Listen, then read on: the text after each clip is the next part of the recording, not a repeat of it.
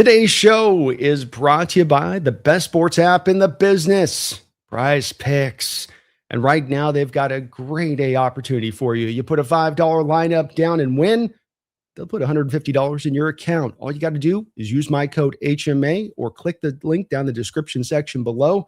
And when you click that, win that $5 lineup, $150 in your account. You've got baseball still flowing good, going strong. Go not our Mariners.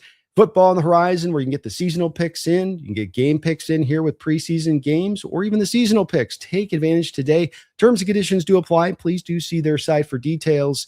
And always remember to gamble responsibly. I am very proud to bring back the man, the myth, the legend for another season of the B&B show. Seahawks, Brendan Nelson back in the building here. Brandon, good to see, even my thumbs are off right now, man. I'm not even mid-season thumb form here. Yeah, it's preseason for us too. It is, man. We got to work our way back up. And folks, if you're not, of course, with Brendan, me and him do this every Thursday, 12 o'clock during season. So you want to get subbed up to him as well. He does daily coverage, uploads daily, multiple uploads daily over there at Seahawks. Brendan Nelson here on YouTube.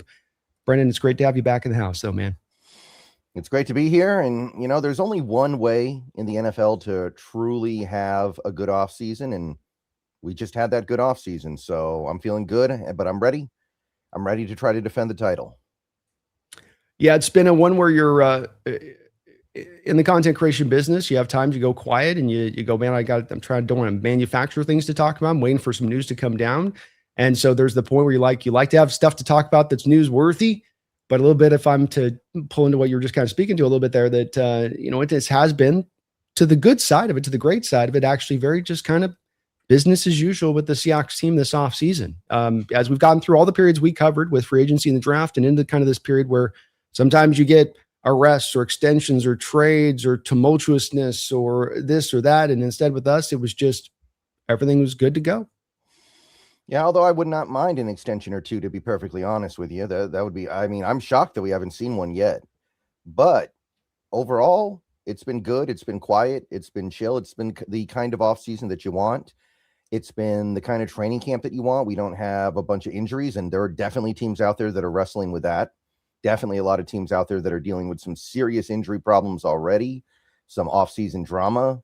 We've been pretty light on it, although we might be bringing a little bit of drama to the building ourselves intentionally. We'll see about that in the coming days, but it's been the right kind of offseason overall, and I'm happy this is the kind of team that I have, that I don't have a team like the Niners with all their injuries or the Panthers with all their injuries or et cetera, et cetera, et cetera. So pretty happy about it. Yeah, so I guess in taking a pulse check then from you on this, as far as you're feeling about the potentiality of the very difficult climb, historically speaking, to repeat, that you feel that maybe the team is as good a position as we possibly could hope for any team right now as we walk into this, given those factors at hand on top of the other stuff that we have, playing out. 1 second. Nope. Okay, no problem.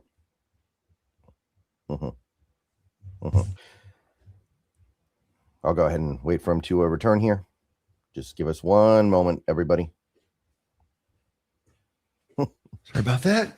My bad. Yeah, you were moving like the house was on fire. Yeah. Well, I got some issue going on today with something here. So sorry about that, folks. Yeah, no problem. But I'm feeling good. I'm feeling good about where the team is right now. I'm feeling like that anything's possible, especially after what happened last year. After what happened last year, I think that as a Seahawks fan, you should believe that the sky is the limit with this team. I think you should go into pretty much every game we play expecting to win. Not because we're going to win every game, but because you are at that place where you understand how good the team is and how this coaching staff is able to maximize what they get out of these guys. And overall, I don't see any reason to believe that this team can't do what they did last year again. Yeah, and it's I think to your point on that a lot of these times the teams get upended up on the repeat aspect of it. It's not always that they've gotten into midseason that they've hit the upending or the end of the year or they get this close, that sometimes things start to already pepper in here into training camp that can be problematic, that kind of creates that, starts to sow those oats if you were for that to occur. How you liking Hard Knocks and some of that? I've never watched Hard Knocks before now. This is my first Hard Knocks, so I didn't really know what to expect, but it's a good package, man. It's a good package. I was wondering how they were going to find entertaining things because we don't have a massive confluence of big personalities. Like I said, I never watched Hard Knocks before, but I remember the year that the Dolphins were on. They had Chad Ochocinco on the team, and there was a lot built around him. You go back to some of these other teams. I think Richie Incognito has been on one of the Hard Knocks teams at least once.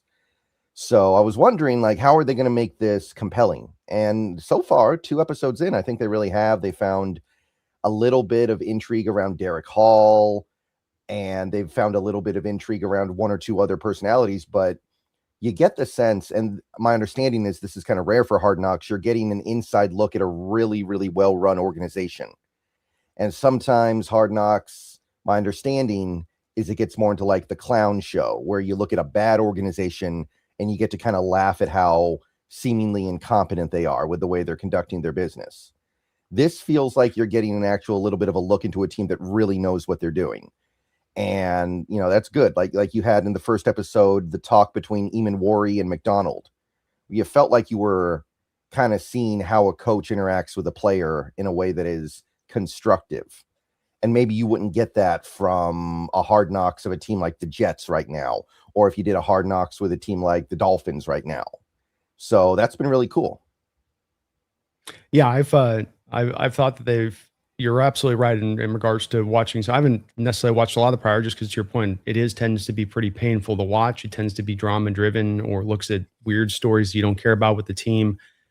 I've also been very impressed as you talk about the Mike McDonald conversation. Just didn't think we could be more impressed by the guys just won you a Super Bowl in the second year, but you do find yourself coming away even more firmer in the place of like, I can't believe this guy's my coach, and I still don't know where this guy's top end lies as far as a coach goes. He seems to be the full meal deal in every way and what he brings to the table.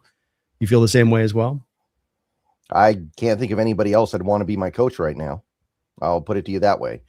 Maybe he's not the best coach in football. I don't know. Maybe he is, maybe he isn't, but I can't think of anybody I'd rather have right now. So yeah, it is one of those moments where when we fired Carroll and we even got on the show and talked about this a little bit, there was always, I think we were both pretty satisfied that they were moving on from Pete Carroll at that point, but there was always that fear that you could end up on a carousel and just not be able to find the right coach, because so many teams do that. But it's kind of amazing that we were able to immediately just find another guy who is this good and this competent, and somebody who seems like he's just going to continue to be great for a long time. You know, another part of this show that I think has really stood out and has been the vet leadership. As I maintained last year, it's one of the least talked about parts of the team that was needed to be galvanizing as a factor to then allow that final step forward to become truly a contender, not merely a good team or a playoff team or a team that can win a couple games in the playoffs, but you can go out there and go win the big show game. And it took that collection of vets to do it, and having the buy-in of the locker room of the vets, feeling that energy, taking energy, putting it forward. Abraham Lucas talking to the kid out there the other day as a pass rusher, and this is a tackle talking to the guy he's going to go up to in camp and actually trying to help him out and say, hey, you got to stop doing this. It's allowing you to lose the rep on this. You know, everybody got caught up in the Derek Hall's stuff, rightfully so. It was fun stuff with Mike chewing him out and all that other stuff. But one of my favorite actual nuggets was the DeMarcus Lawrence talk with Derek Hall prior to practice. Like, that was the one I was circling, because to me, that one goes back to us talking about Derek Hall coming out of Auburn. And we're going, man, yeah, he loves the bull rush. He's a bull rush maestro. He can bull rush for days, but he's got to develop that secondary move.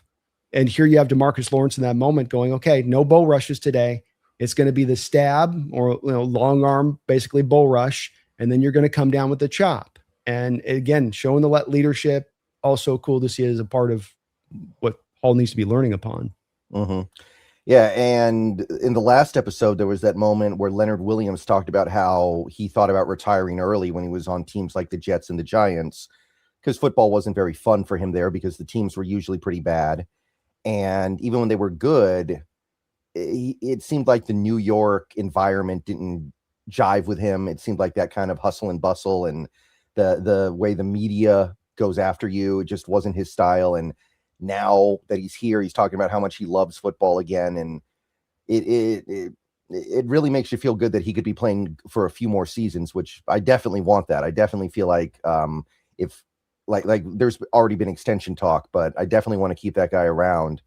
But to hear him put it that way, talk about how much more he likes football now that he's out of New York, that was cool. And the first episode kind of, I felt like did a lot in explaining why Cooper Kupp is still here, right? Like we talked about maybe making him either a salary cap casualty or maybe moving some money around with him, but you hear the way that like JSN was talking about him, and I think Frisman Jackson was talking about him. They really do already look at him as another coach on the field, and that's not just some platitude they're putting out there. They really think that having him out there is a benefit beyond just the numbers. Yeah, I've maintained it. It makes it well worth the price with him, and he's having by all accounts a great camp, even a better one than last year than Cup, and he didn't have a bad camp last year. And I wouldn't be surprised if Cup surprises some people that have kind of said, okay, he's done. He's on that downward trajectory, and it's only going to diminish from here. You know, he gets 700 yards this year. It's going to be 500 yards next year or 400 yards next year. And we'll see on this. It'll be the interesting part. But I think he's going to surprise a lot of people in how much he's actually, utilized and a key part of this offense, especially as he came forward in the playoffs for us. Anything else stand out with a Hard Knocks? Let's see.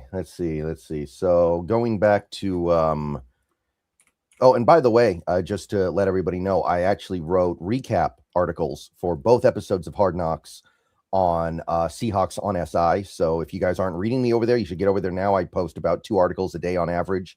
So definitely check that out. I've been following Hard Knocks stuff over there a lot. But let's see here. Let me take a look here. The Mitch Johnson thing was interesting because I didn't know about his dad. Did you know about Mitch Johnson's dad? Yes, but I'm old, dude. So yeah. I knew a lot of players on that championship Sonics team. I knew Jack Sikma, I knew Freddie Brown, but I didn't know about what's his name, Jack Johnson or. Yes, I think that was the name. I mean, he was on the back end on that a little bit. I mean, he was a key part of the team, but not, just like you say, not Dennis Johnson or Sikma, who are really those names of that team. Though it was like all Seattle teams, it was really a team collective championship, that one, beyond just star driven. What'd you think about the Sam Darnold spin segment? I kind of felt like maybe it was interesting. I've never heard of that before. Is that going to be like a new part of our scouting quarterbacks in the draft every year? We got to like have their spin rate. Well, I will always tend to point to when I see a quarterback that has the wobbly ball, I'm going to point out. I might not note spin rate, or if, you do know when they have a free and easy release, these kind of things can go to that a little bit. You're right. We don't tend to look at it as a forefront item. The key with it is this: power guys with wobbly balls, hard to catch, more drops.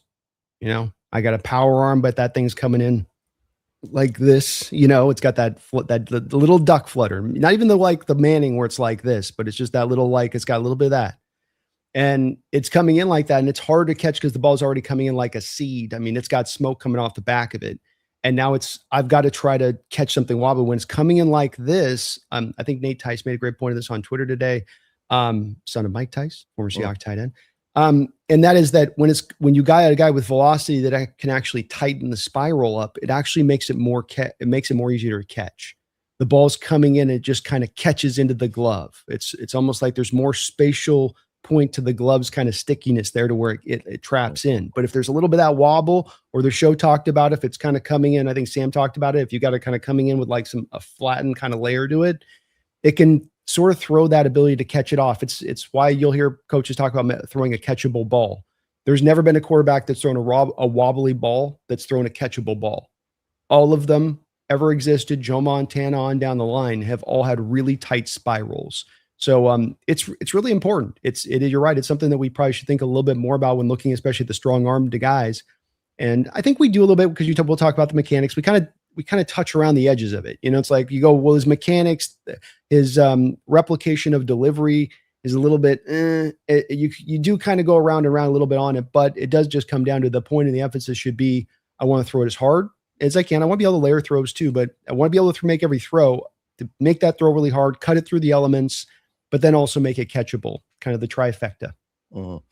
Yeah. And they spent a lot of time on that too. They really like that, putting the spin on the ball thing. And Cooper Kupp did say, and Cooper Kupp's caught the ball from some pretty good quarterbacks in his career. He did say that he thinks that Sam's spin is making it more catchable. So That guy presumably knows what he's talking about.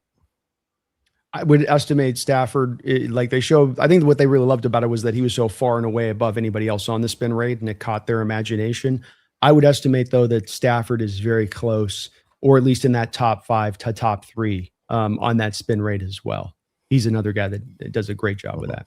Yeah, and then, you know, Jared Goff's had a pretty nice career as well. So there's reason to believe that is actually playing some kind of a role here. So, I mean, if Cooper Kupp, of all people, thinks that it's an advantage, you should probably listen to that guy. Yeah. Well, I think Goff mentioned that too. Yeah, they mentioned the story. Here you got a guy, back foot hit guy, get the ball out guy. Not always going to have the biggest of windows to throw into because there's just, by the nature of how he kind of plays and has to be so on time in his approach, a lot of times windows are going to be shrunken down. So he's got to get that ball into the tight spot, but then it's got to also remain catchable. And why you still see him remaining successful, throwing for 4,500 yards every year, whether he goes from Rams to the Lions, and because he can drive in on that skill, and it's a unique one to have. Other than that, I think the most interesting thing we've seen so far is the thing they kind of left hanging because we don't know the conclusion to it yet, which would be the Terrion Arnold cameo at the very end, like a Marvel movie. You know, they show the next superhero right at the very end. That's kind of what they did to us because, in fairness, they don't know how that story ends because we're waiting to see how it ends in real life. But that was interesting that they actually spent a segment on him. A lot of people were kind of taken aback by that.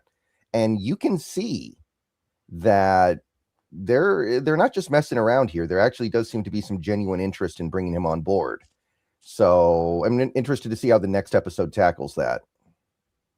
Yeah, there does seem to be a lot of interest out there in the league, and it makes me wonder about that situation. I'm not also as clear, Brendan, on how the rules will work on this, if the offset language pertains to him, a la Russell leaving the Broncos to the Steelers, veteran minimum, or Kyler Murray right now on the vet minimum deal, because it's all offset language. Whatever you're paying extra is just less that the Cardinals have to pay if you're Minnesota. So from Kyler's standpoint, what difference does it make? Is he in that place where it's vet minimum and then it's just a matter of him getting to pick of the teams that are interested in him?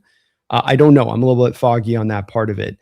I have been a bit surprised from some Seahawks fans' reaction, and I understand, you know, you want to be careful with the guys you bring in, and we have a locker room that you want to be very careful of not to upend that. I understand all those points. If I may, just on this a little bit to go on a couple tangents, there's a lot of public hangings going out here in the square. And I see it in the sports world, especially from a lot of sports fans, where you have a guy that's, not gone through the system, not gone through the legal system, not gone through the due process, and they present and they post out with 100% certainty, this guy's just dead on guilty. And it's like this mob mentality that exists out there from people at times to want to, throw these guys down that. I get uncomfortable with that type of stuff. I really do. And I think there's got to be some due diligence done here. And we got to sometimes let the legal system decide this rather than the public. That's why the legal system's here. And we don't just do mob justice at every turn. So I get a little bit, I don't understand that part of it. And then when you combine it with the secondary aspect of this, where you're bringing the guy in to be your 5th, 6th corner on the roster. This is a guy that's a first-round talent that this team had every bit of interest in. If you didn't take Byron Murphy and you trade back to 24, 25 in that first round, you're probably taking Terrion Arnold in that draft. That's how interested this team is. They've got insider knowledge with Jalen Milroe. They've got insider knowledge with Carl Scott. Josh Jobe, too. Josh Jobe. You bring him in, a first-round talent from 2 years ago. You bring him in on a vet minimum deal, single season, single year. And so what's the worst-case scenario here? We lose out on, and look, Dansby's had a great camp.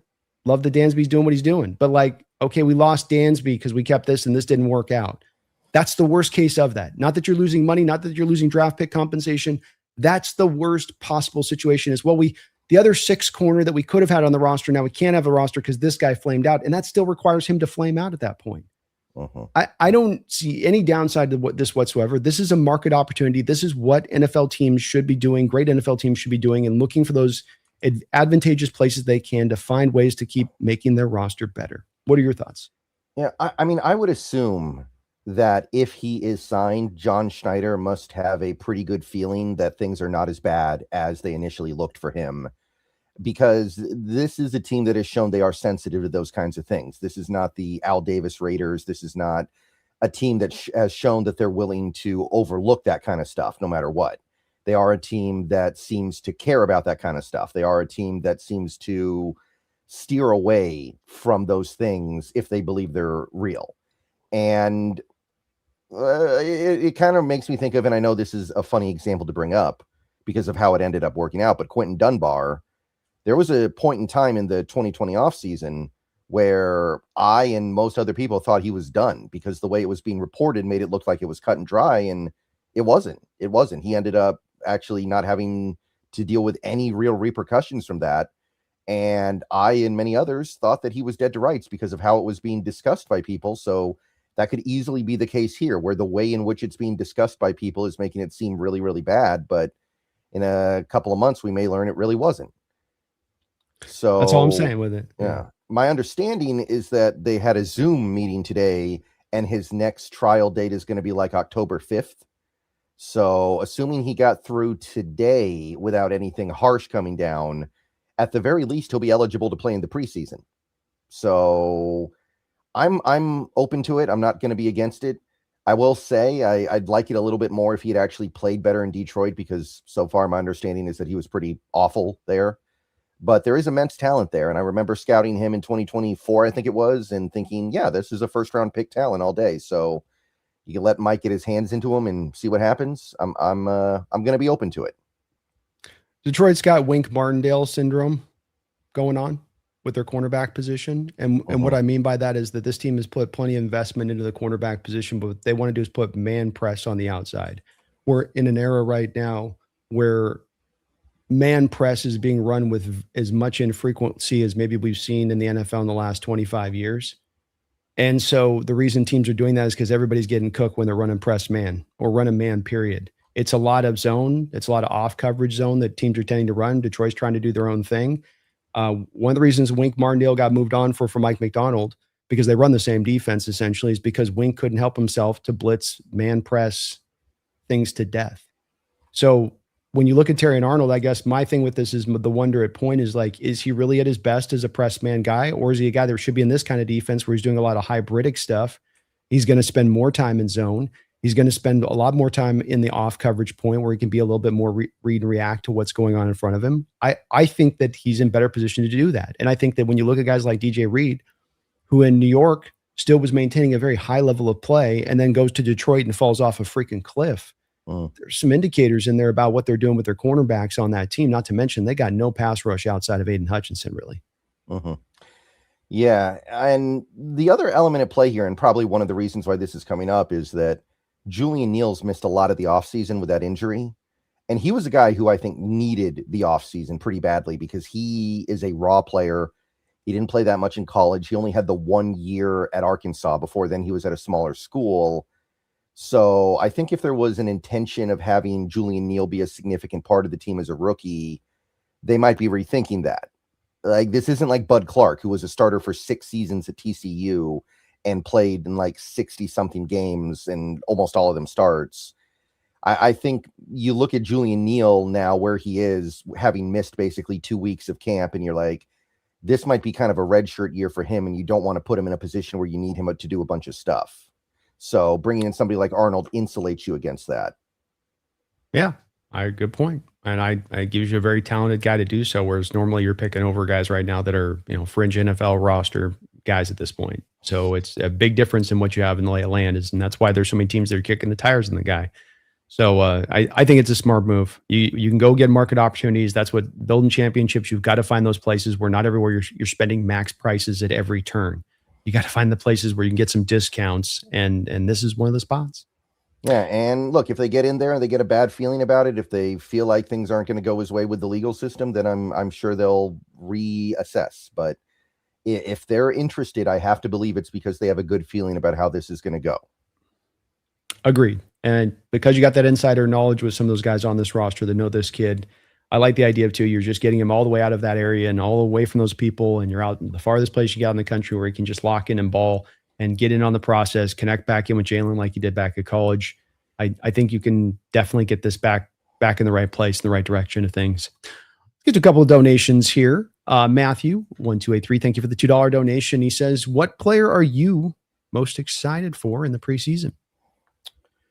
I'll say Riley Mills. Because he's apparently been great in camp.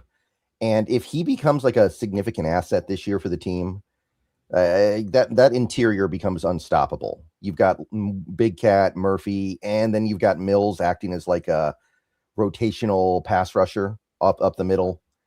Nobody's got an interior like that. Not even the Eagles at that point, do I think. Do they have an interior like us? Yeah, it is literal waves at that point. It's not theoretical waves or we just really like our guys in the second wave thing. It's no, the guys legitimately in our second wave, Jaron Reed and O'Reilly Mills could be starting as a tandem for a lot of NFL teams. Mm-hmm. So that's what you get to send to teams constantly 24/7 every game. And it's very handy on top of the fact, just a young guy developing on the rise and how that just fits in so nicely, doesn't it? With the kind of timeline of contracts, the timeline of guys like Leonard Williams reaching into the end of their career at the time they will, the way you can just kind of the fluid handoff. I think we pretty much know Reed's going to retire at the end of the season. I'd be shocked if he didn't. So it's going to move in and out. It's going to work really well. Yeah. Seamless transition. I'll go with Arroyo because I am hopeful and that he's had a great camp. You saw that tasty a route that he ran this past week, I'm sure on the training camp where he did the little out up and then cut it back on in, showing off some nice little nifty footwork for a guy his size. Yeah. So I'm hoping they got some features for him, that Fleury's kind of put some stuff together. Let's get this guy featured a little bit. I don't care who the quarterback is, Locke, Milrow, whatever. Like, let's feature a little bit of Arroyo here on some of these routes. Let's get him up the seam maybe a little bit and see how it looks there, with especially get some cover 2 looks and no middle field linebacker. So I'd like to go there. And a little bit of Horton as well. Yeah, I could go for that. I don't know if Barner's 100%. I think he's still kind of like not completely over the toll of last season physically. So if Arroyo can step up, he's got an opportunity to make some hay in this offense, I think. Yeah, agreed. I think they're managing and taking care of AJ, I think, as much as anything, just really understanding because of the long season, then the surgery and all that, which smart approach. Peter Go Hawks, thank you for the $2 donation. 15-2. You heard it here first. Go Hawks, #repeat. Ooh, I like 15-2, man. That's got a tasty sound to it, doesn't it? Yeah, that might be what it takes to win the division, by the way. Like, this could be a Minnesota-Detroit 2024 situation where you might need to win 15 games to win the division. And it's brutal, but looking at the schedule, I believe the team has the potential to do it. I know we won the Super Bowl last year, and traditionally that always gives you a brutal schedule, but I look at it and I think that's kind of a normal schedule to me. I don't see anything here that makes me want to just crawl into a hole and hibernate until next season. So I'm going to believe that it's possible. No, I thought things set out really well for us. 22,000 miles to be flown when normally we're probably around 32 to 33,000 miles. That part was great. No gauntlets in the schedule, only 2 10 a.m. games. I thought everything was really separated out nicely where, yeah, there's some tough parts, but there's no impossible parts. There's no that's definitely 2-3 losses in there. I think it's well suited. And I think you're right. Might need to be up to that point because I do think, and the NFL acknowledged this with the scheduling, that it's going to come down to probably us and the Rams once again. Like, this is the way the story is going to unfold. So strap in and get ready. And I hope we got home field advantage with 15-2. I hope the Rams aren't at 17-1 at that point or 16-1 at that point. You know what I mean? Like, yeah, that'd be tough. Yeah.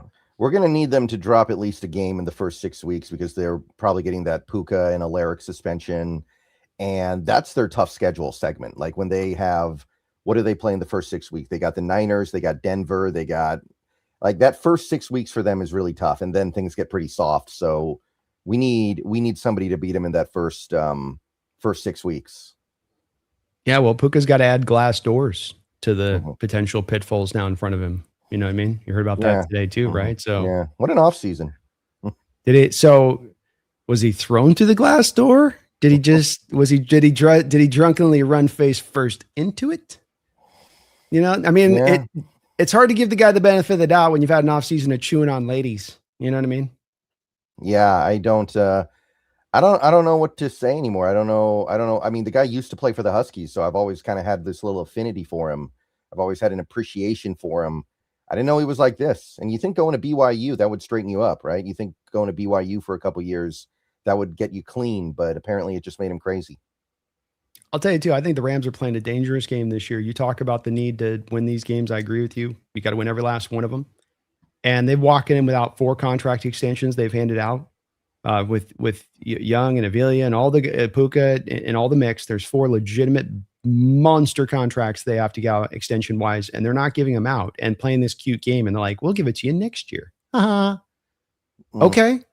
But like, I think what happens to that, Brendan, and what you have with the NFL level with these guys that have millions of dollars at stake, tens of millions of dollars at stake, that guy's groin starts to get a little bit twingy. You know what I'm saying? Like my hamstring starts to get a little bit tight. You know what I mean? Like I'm on the line of being able to play in a game or not with an injury.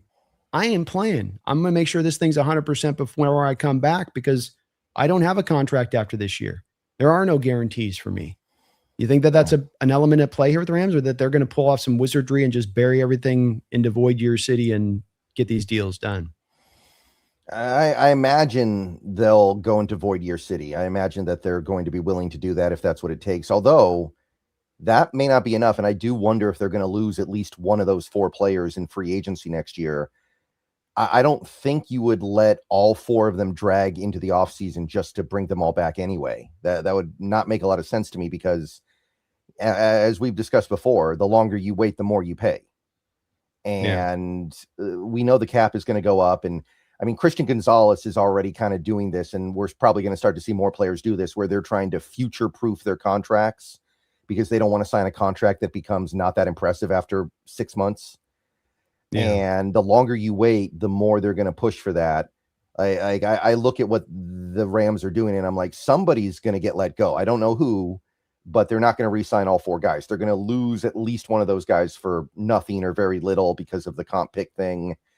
So I think they've kind of made their bed with the fact that they're going to lose some of their young talent because of Myles Garrett, and they consider that worth it.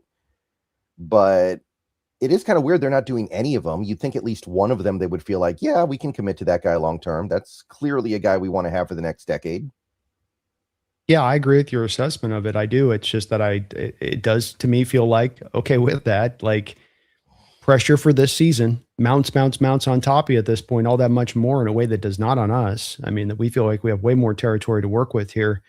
And then just again, you get at least one done because there is only one franchise tag. So it's like, okay, I'm losing 1 or 2, but like you've got the potential of losing all 4 on the table. Save the one that you don't franchise, and then you got to hope that that guy's okay playing on the franchise tag if you can't get a deal done with him.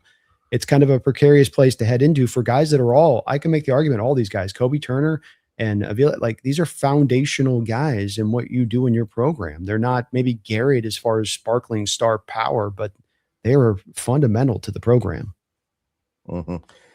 Yeah. I think maybe they've just kind of made their bet on it being an all-in for this season bid, and then after this year, they'll probably not be able to get back up that mountain again, and they've kind of made they've accepted that on some level. I don't know, but it does kind of feel like they are focused more on the present rather than the future, and maybe that's not a bad idea. Maybe that's not a bad thing, but it does put you in a really rough spot if you don't actually climb that mountain. Yeah. No, it's a good point. And I think you're right. I think that's definitely where they're kind of off. I think they made their peace. They're not going into this blind. But I don't think you'd be in the same place. I wouldn't want my team to go this way. Like this would not be my. Yeah. I'm irritated enough with the fact that we haven't extended Witherspoon and Big Cat yet, and that's 2 guys, and that's a little different than what the Rams are doing because they've only got 1 year left on all of those guys. We've got 2 years left on Witherspoon, but I still want to get that done. So believe me, that's not how I would want my team to do it, but I don't know. Maybe they feel like Avila is like replaceable because they feel like their system makes offensive linemen look better than they are. That would be one thing that I think about. Other than that, I can't really make sense of it. No, I can't either. And I think you touched on it. I think that they're just more amping up for one particular year, saying, let's juice it. Maybe there's a little bit of thinking in Stafford, despite what people are saying, he's going to play multiple years. If he just gets that one Super Bowl, he'll be done. And they're understanding that there's a little bit of that play. We'll see how it goes with it, but been a little bit odd. I mean, look, they're good to them. Like you said, you can't I don't knock them for it. It's one that would make me very uncomfortable setting the stage up for just one particular year. I'm all about going for it. I'm all about letting the dogs loose and going crazy, but like, don't take it over the top to where you put yourself in a position of just, you don't have to necessarily, I guess, is the way I'll say it. Peter, we got a donation from you too as well. Let me just give a thank you here to the sponsor of the show. Sponsor of the show is Prize Picks, which is America's #1 sports app. And when you use both, me and Brendan's code right now. Brendan, you're on HMO too, right? Oh, yeah. We got HMA for both of us here, so you don't have to pick between codes between me and Brendan. We both got the same code. Click the link down in my description section below as well if you want to do that. It's just an easier path. And we put a $5 lineup down. They will put and you win that lineup. They will put $150 into your account. So you play $5, you win, you get $150 in the account. You got the overs, you got the unders, you got somewhat of the, what I'd call almost, for lack of a better defining word, kind of the freebie sort of picks there, where they make it where it's just easier to build your ticket up a little bit better. Baseball in full swing. I know the Mariners are doing bad, but hey, you can take advantage of that. Right? Go out there and get yourself in. All in on the strikeouts, right, Brendan? All in on the lack of hits, and you are going to win yourself some money. Let me tell you. We got the seasonal picks as well up here coming up. I've got on mine Jackson Smith going over 1,300 yards. Jacoby Myers going over 750 yards. Brendan, do I get your stamp of approval on these seasonal picks? I'm good with it. I like it, although I am a little bit wary of Shaheed having this monster season. I think that he could end up like wrecking some of that just with his own just by becoming a much better receiver than a lot of us expect, but it looks pretty good to me. I would probably take the over on both of those two. There's a tough one for me. I just kept back to he's just so good, but you're right. There's going to be a lot of guys biting at that passing apple this year, Brendan, and not necessarily a lot of passing attempts for those bites to be had.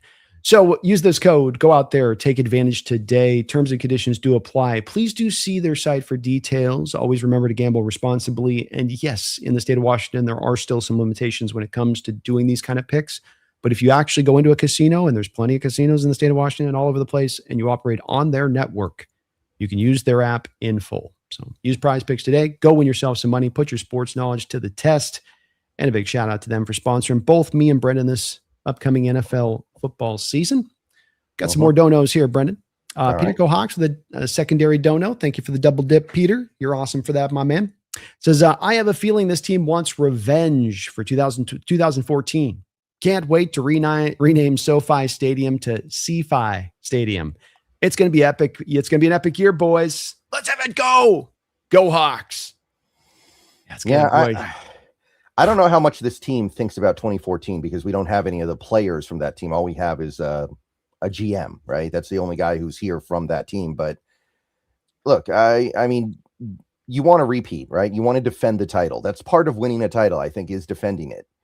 Not necessarily repeating, but going out there and playing well and having a good season and proving that it wasn't a fluke, that it wasn't a mistake, that you won. And there have been many examples throughout history of teams that win the title, feel like they got disrespected. And I feel like the Seahawks team is probably on that list at this point, and it motivates them to go out and prove to the world that, no, this wasn't a mistake. This wasn't an accident. We did this because we're that good.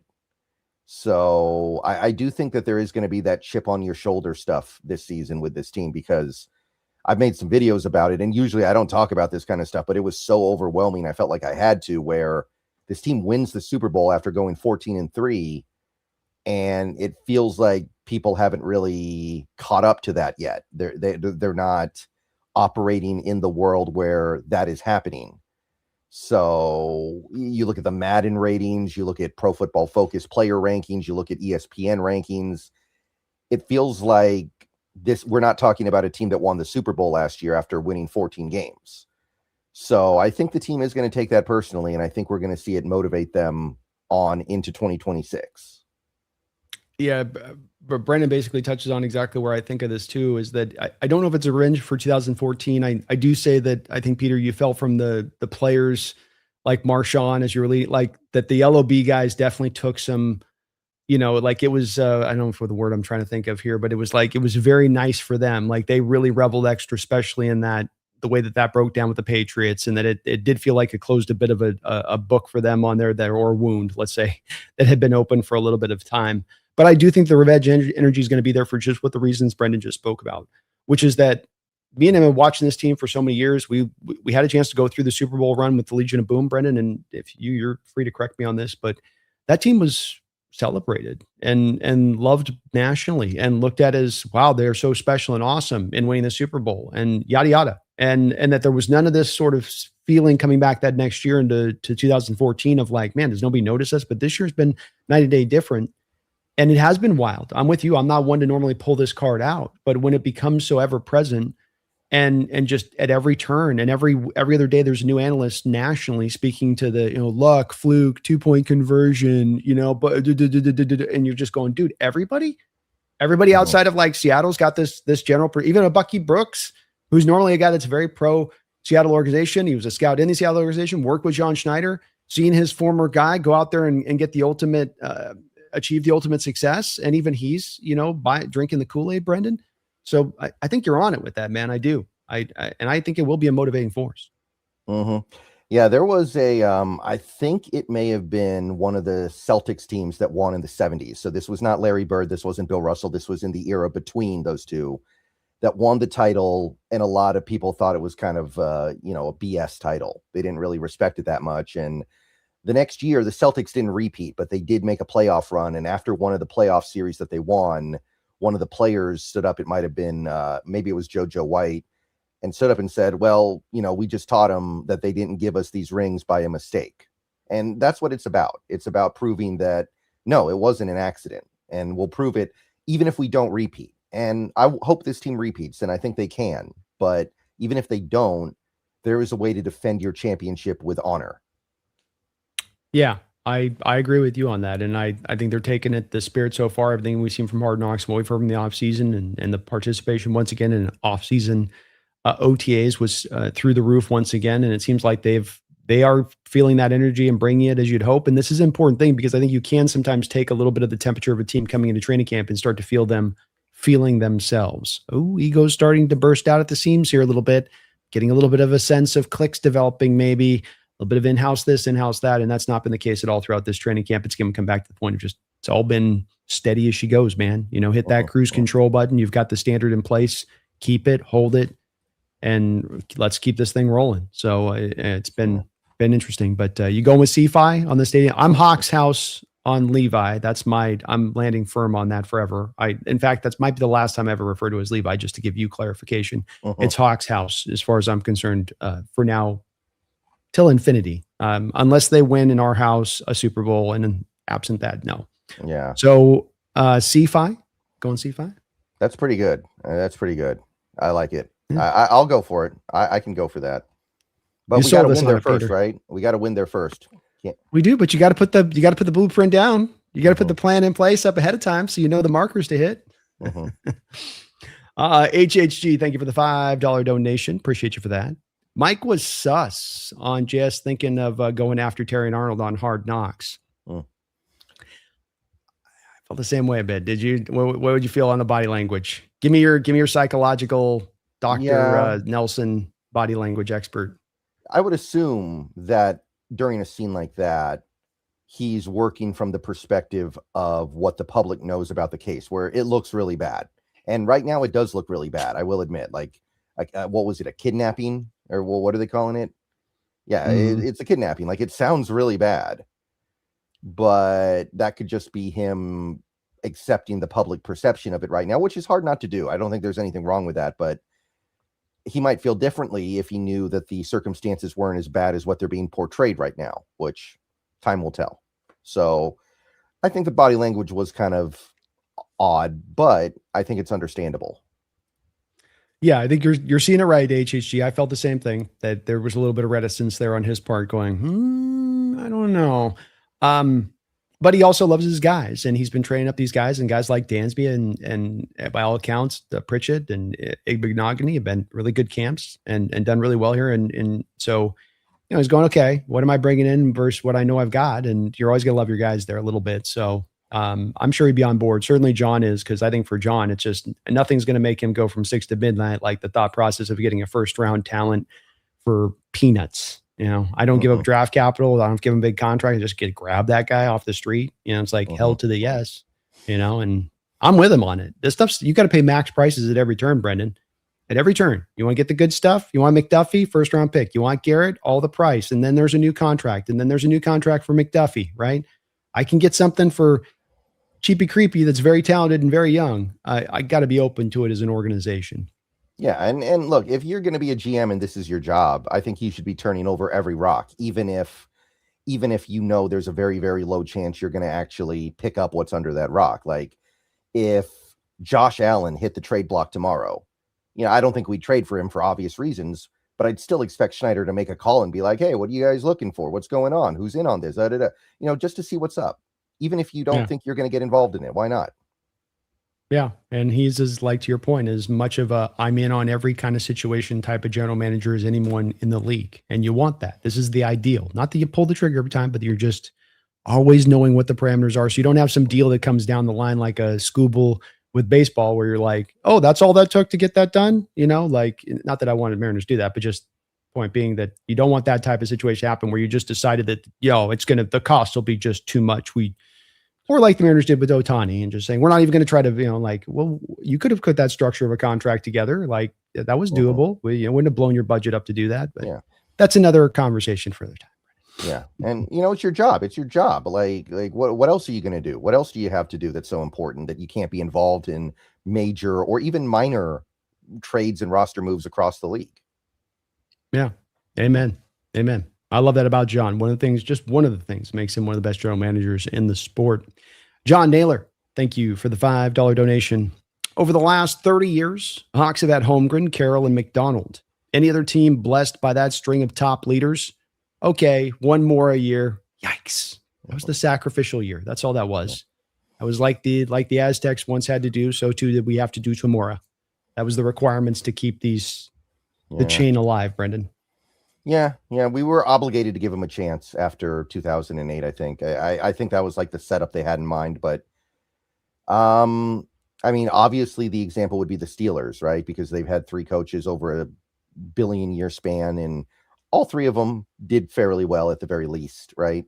Obviously, I think that by the end, Steelers fans were pretty sick of Tomlin, and most of them would have rather have seen him get fired 5 or 6 years ago. But that would be the main thing that is comparable, right? But other than that, I can't think of another NFL franchise that has had that type of run because, the Patriots had the 1 year of, what was the guy's name? Parcells. No. The guy they had before Vrabel, like 2024, the year they won. Mayo. Yeah, they had the Gerard Mayo year. Other than that, they've been pretty strong for a while now. Other than that, I can't think of anything else. Yeah, I think you're onto something here, John, where to your point on this, even with Tomlin's not a Hall of Famer right now as he currently stands, right? If they haven't had a playoff win since 2017. If Holmgren's not in, I don't think Tomlin should get in. Yeah, I think Holmgren gets in at some point though, because Holmgren's got like way more on the resume and two Super Bowl appearances and then a Super Bowl appearance with Seattle.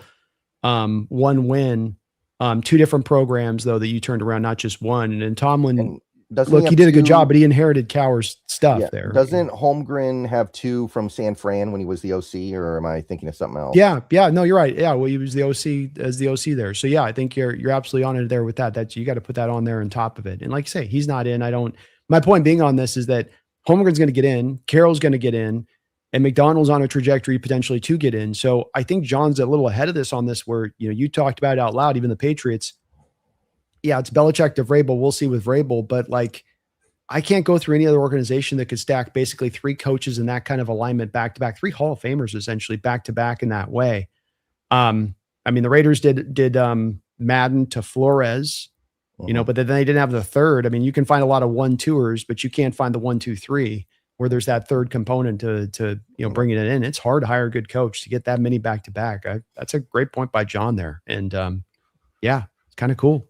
What's the worst 3 coaches in a row though? Would that be like something the Giants with the mustache man, McAdoo, Pat Shurmur, and then Joe Judge?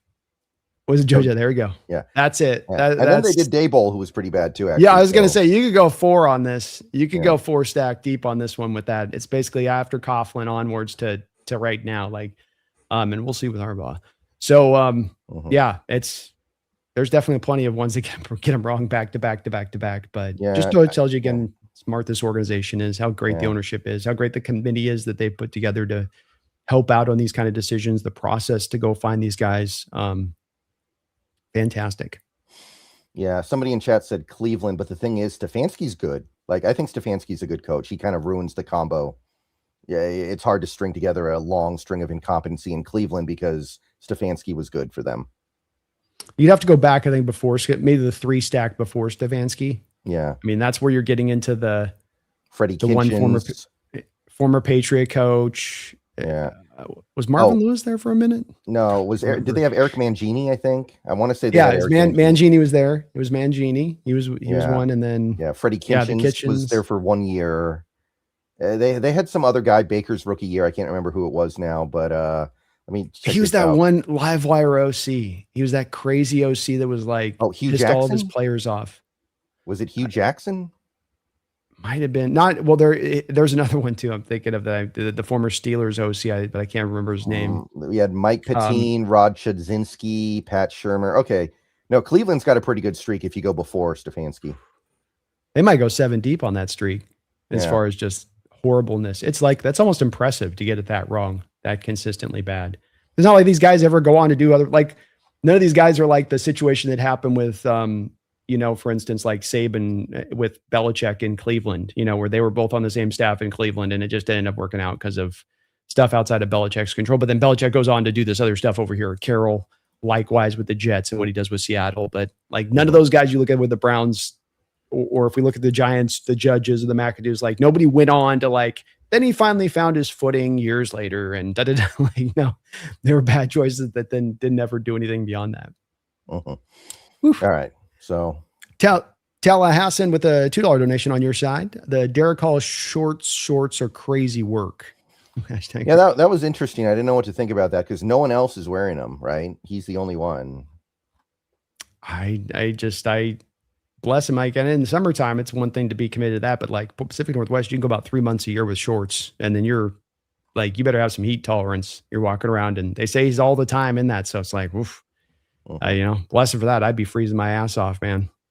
Does seem like he's strapped in for a big season, though. I'm feeling pretty good about Derek Hall 2026. I am too, man. We know with these pass rushers, they take time to develop, and it's something that makes me hesitant to want to go back to the second round range to take a guy, is because you have to kind of wait for the pie to bake.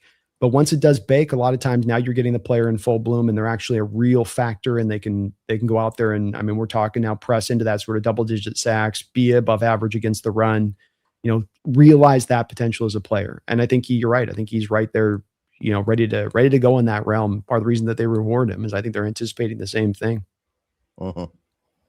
Seth K. Aloha with another $5 over on your side. Puka is an amazing player, but I'm so thankful having JSN. Humble player that stays out of trouble even after winning the Offensive Player of the Year. Appreciate you guys.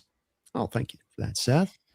No, he was pretty stoned at the QFC the other day, JSN. So I hope he didn't do anything. You haven't seen the picture? It was all over X. Yeah, I think it was yesterday.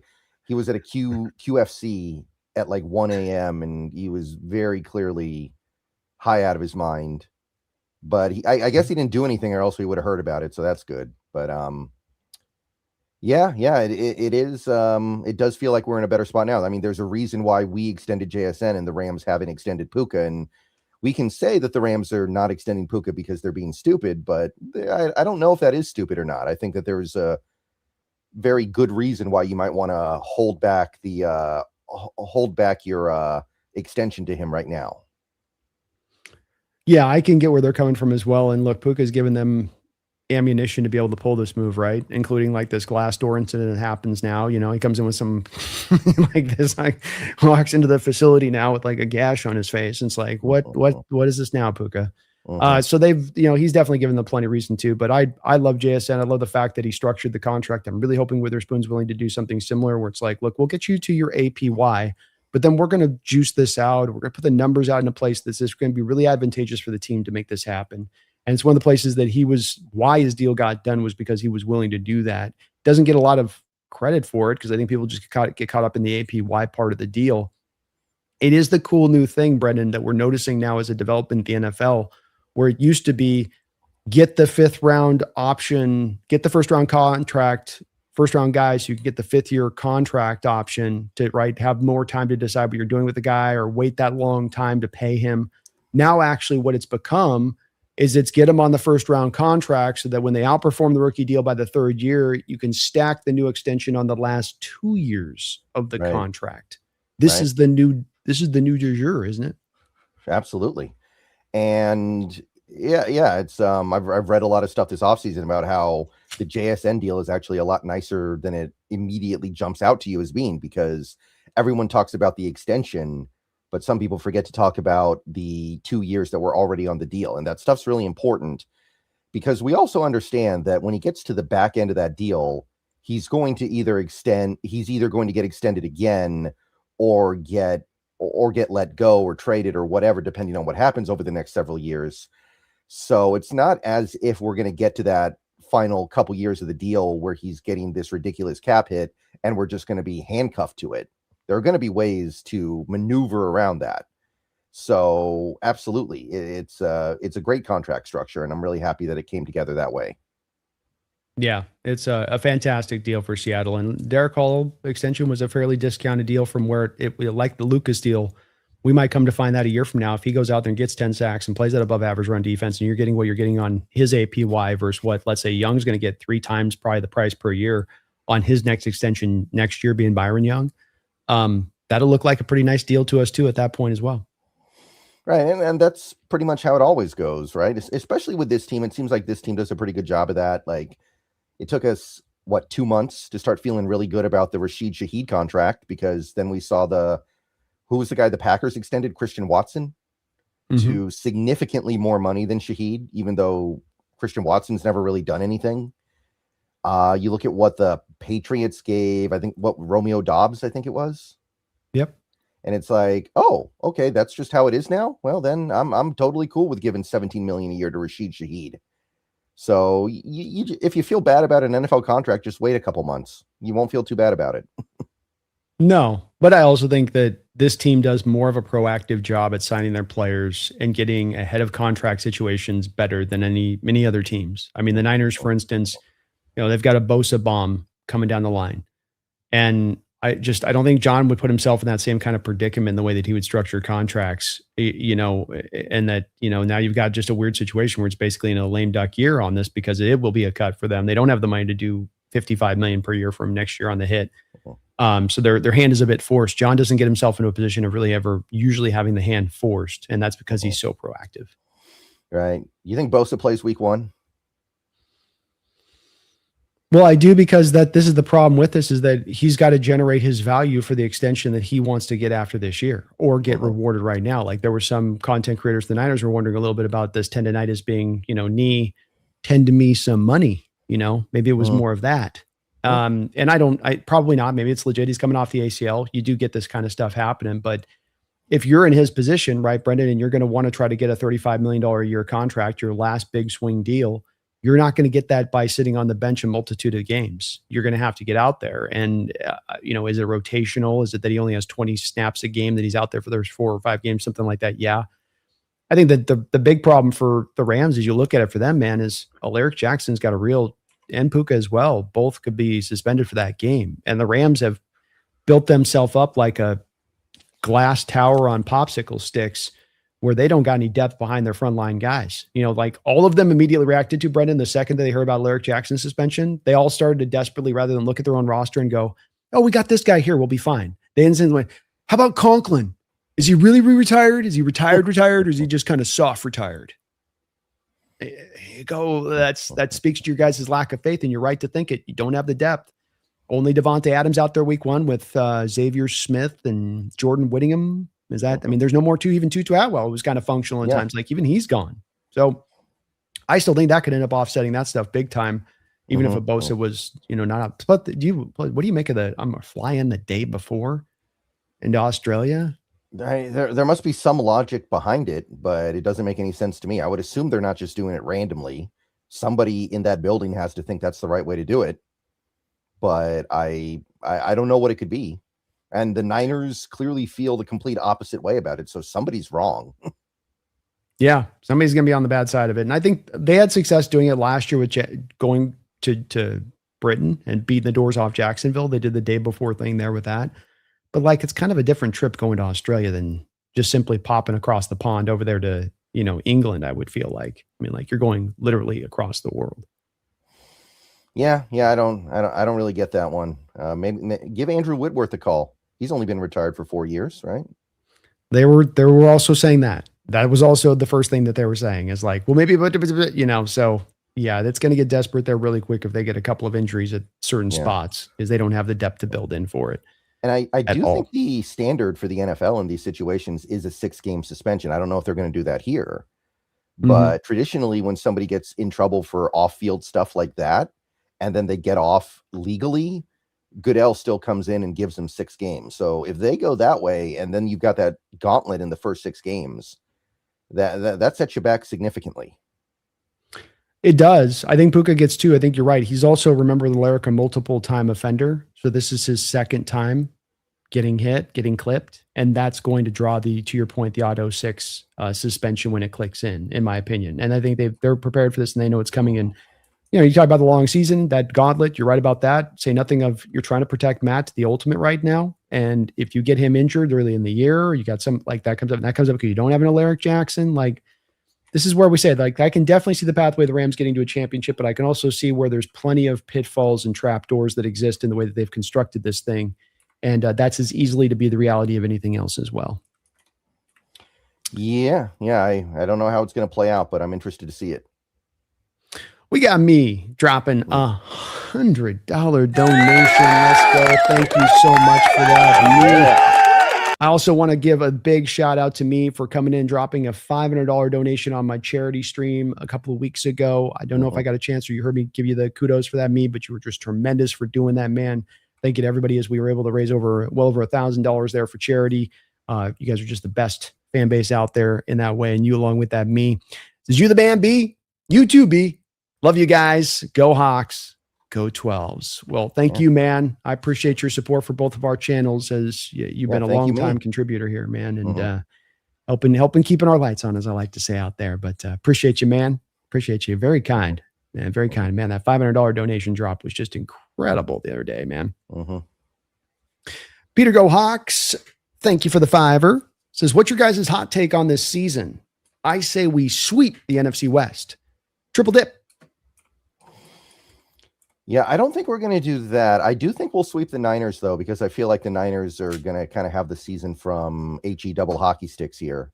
I'm not really feeling too good about their 2026 prospects right now. You're already starting to see the seeds settle in of the season from hell. So, you know what that noise is? It's in their heads. It's in their heads now. I mean, even if it's not real, it's in their heads. It's becoming a real thing. It's like that creature that you can create by just imagining it with a collection of people. I forget what it's called. There's like an old school term for it. You get a bunch of people come together and try to create a little goblin thing or something. That's what it's become. You know what I'm talking about. I forget there's a name for it, but there's like it's not like I know what you're talking about. But okay, hot take on this season. If you're just talking about the Seahawks. I think Rashid Shaheed's going to get over 850 receiving yards. I think he's going to actually have a better season than most people seem to think. If you're talking about the league, is it a hot take to say that I think Houston wins the AFC?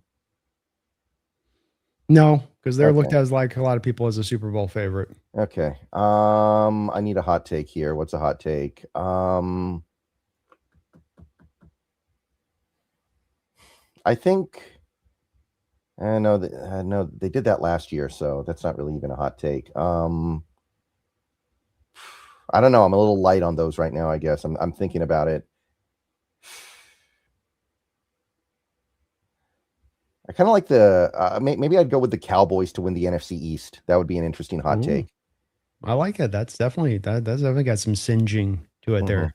I would go to once again doubling down and building off of my success of last year and predicting that the Chiefs would not make the playoffs and saying that I once again believe that the Chiefs are not going to make the playoffs.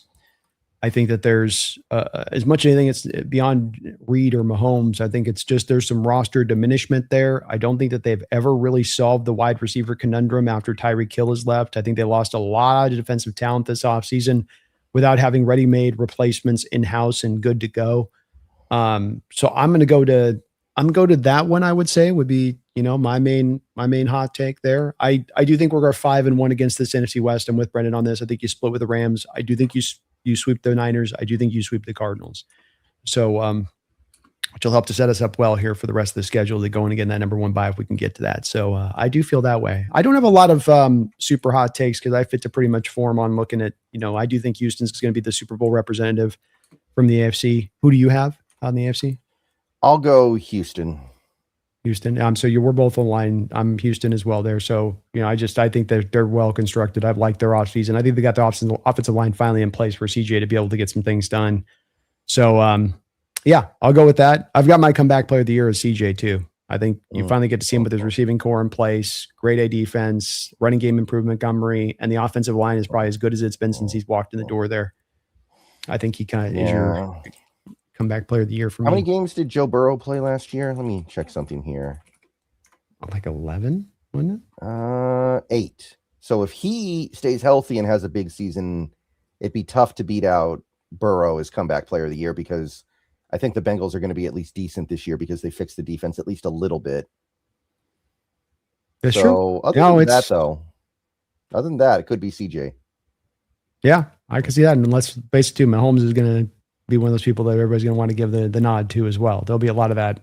If he just has the first decent season, it'll be like, a little bit of that going on, I think, as we get there on that.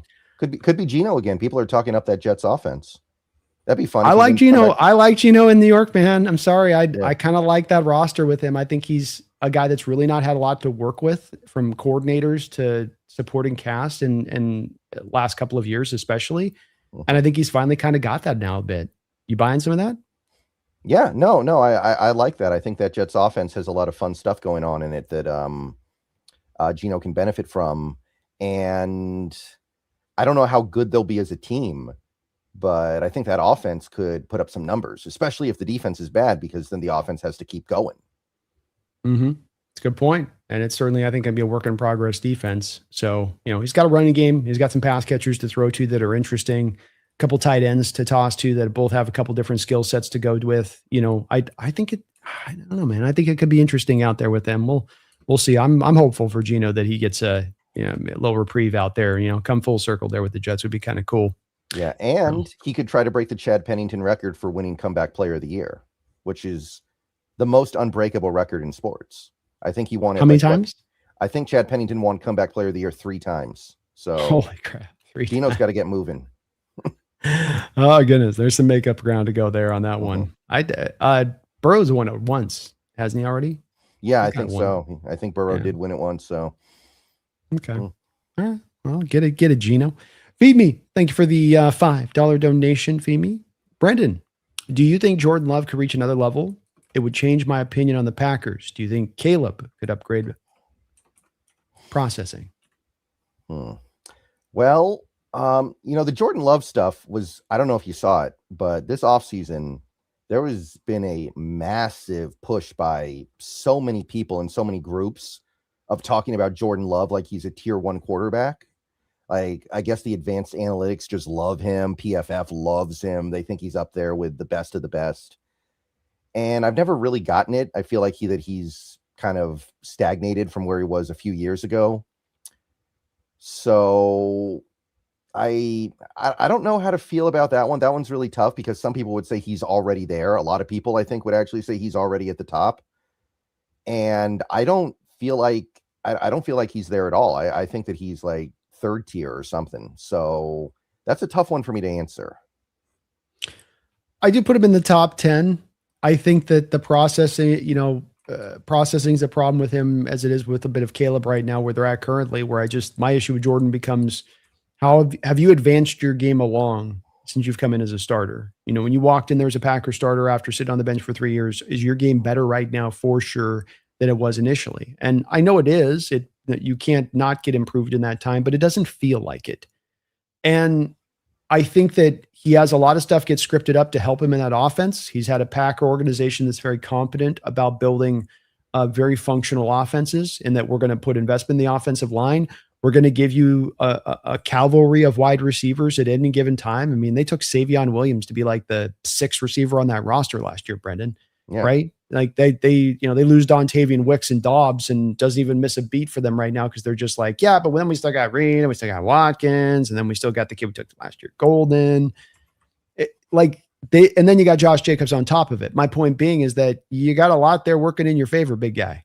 You do. And when I do watch the tape, it's not that he's isn't good, not that he doesn't, I think he's got some real sparkling elements to his game. But I do think that there's a little bit of that lack of progressing to the place of where people have been trying to crown him for about the last 2 or 3 years here. It's like, he's getting ready to take the league over. He's getting ready to do that Aaron Rodgers do. And it may happen, but I don't think we've seen it consistently at that point yet. I could be remembering wrong, but I believe that PFF ranked him ahead of Stafford and Burrow on their quarterback list that they did like last month. And when he got ranked at 73 or whatever on the top 100 list, which, I mean, that whole list is a train wreck, obviously, but a lot of people were like, it seemed like everybody just came out and was like, oh, that's ridiculous. He's so much better than that. He should be in the top 30.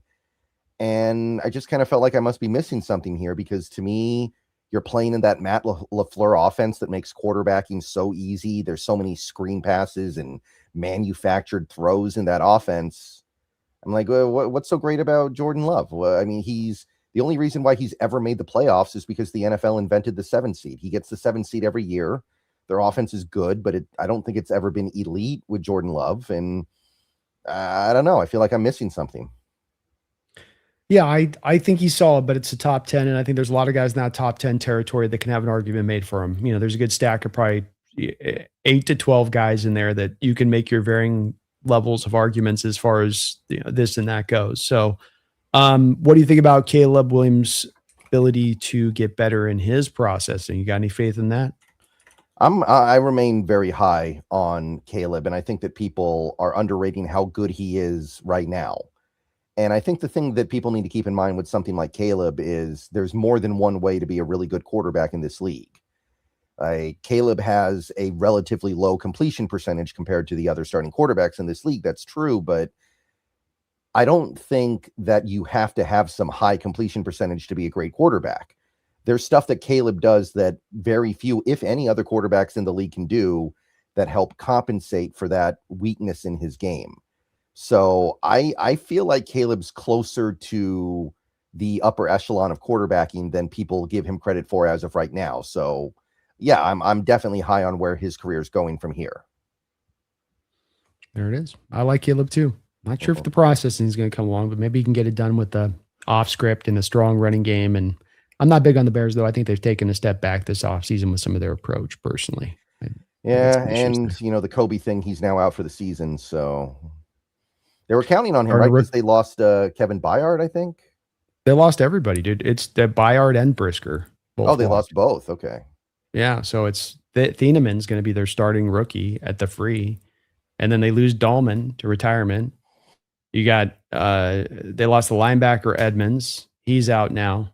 Who are they paying? Who are they paying to lose all these players, by the way, other than it's been what I it's why I've noted. It's kind of why I note it. Like DJ Moore gets moved in a trade as well, right? Like I don't understand the Bears approach, because you would have thought they built off of last year to say, okay, that was a great season. We took a step. Ben Johnson's the guy, Caleb's the guy. Hit the booster button. Like I would have thought they would have been at the forefront of moves to try to go after a guy like Max Crosby, for instance. You bring in a Max Crosby, you pair that up with Montez Sweat. That's a whole lot different than Austin Booker. That's a 9-day difference of Austin Booker. And now you can kind of remedy some of the secondary changes you're trying to do as far as less is on their shoulders to hold up now. But they didn't do it, man. They weren't in on any deal. They haven't tried to be aggressive in any way. They just kind of are just kind of holding tight, thinking it's just going to naturally get better. And maybe it does, but their defense doesn't scare me. And maybe Schwartz can just, or Allen, I think it is, just scheme the hell out of that situation out there. But I think that they've kind of taken a step back this year. They'll still be good, but I just don't think this was the year to take the step forward. You know, they would have been one of those teams where it's like you misidentify, like, okay, we're on the ascending point. but we're treating less like we're just entering the ascension point.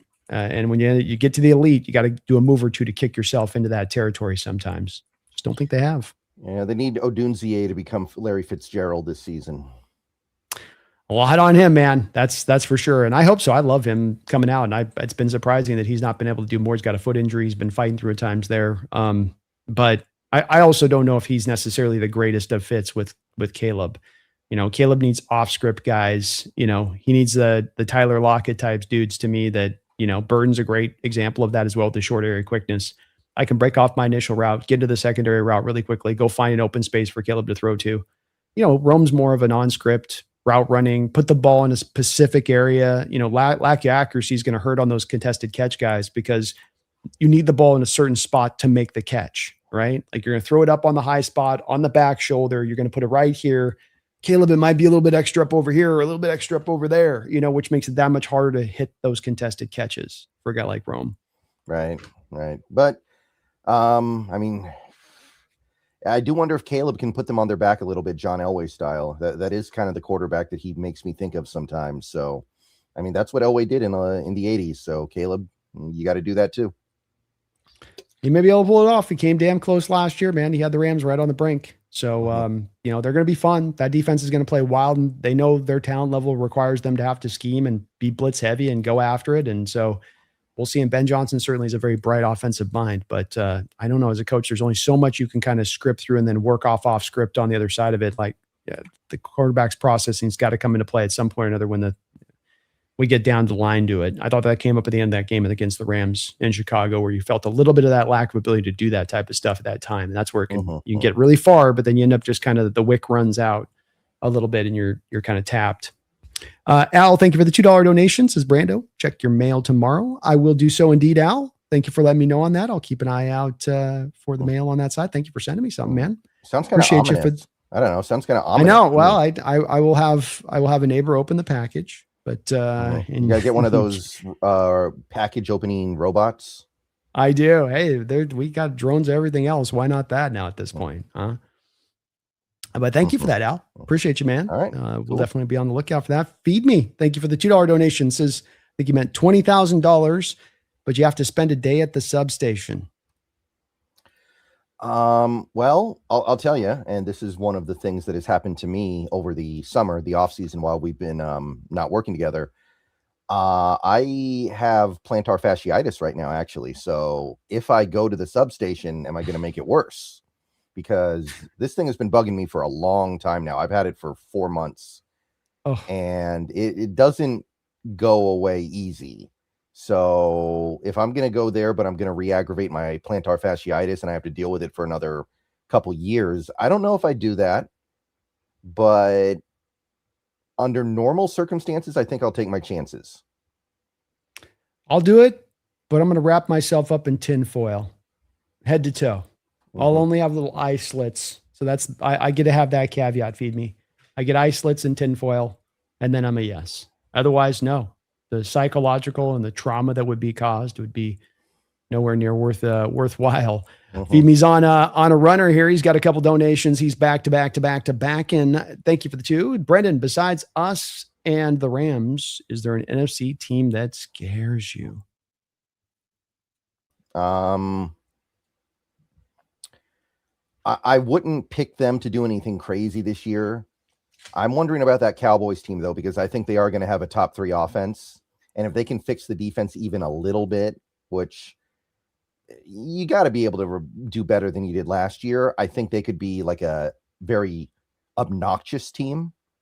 Like maybe they won't be a team that wins 14 games or anything like that, but they could be a team that surprises you in the playoffs and gets a little bit further than you thought, just because that offense has the ability to go absolutely sicko mode at any given time.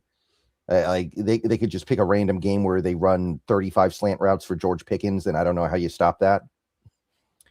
But in terms of like a team that I think will actually be really good, well-rounded,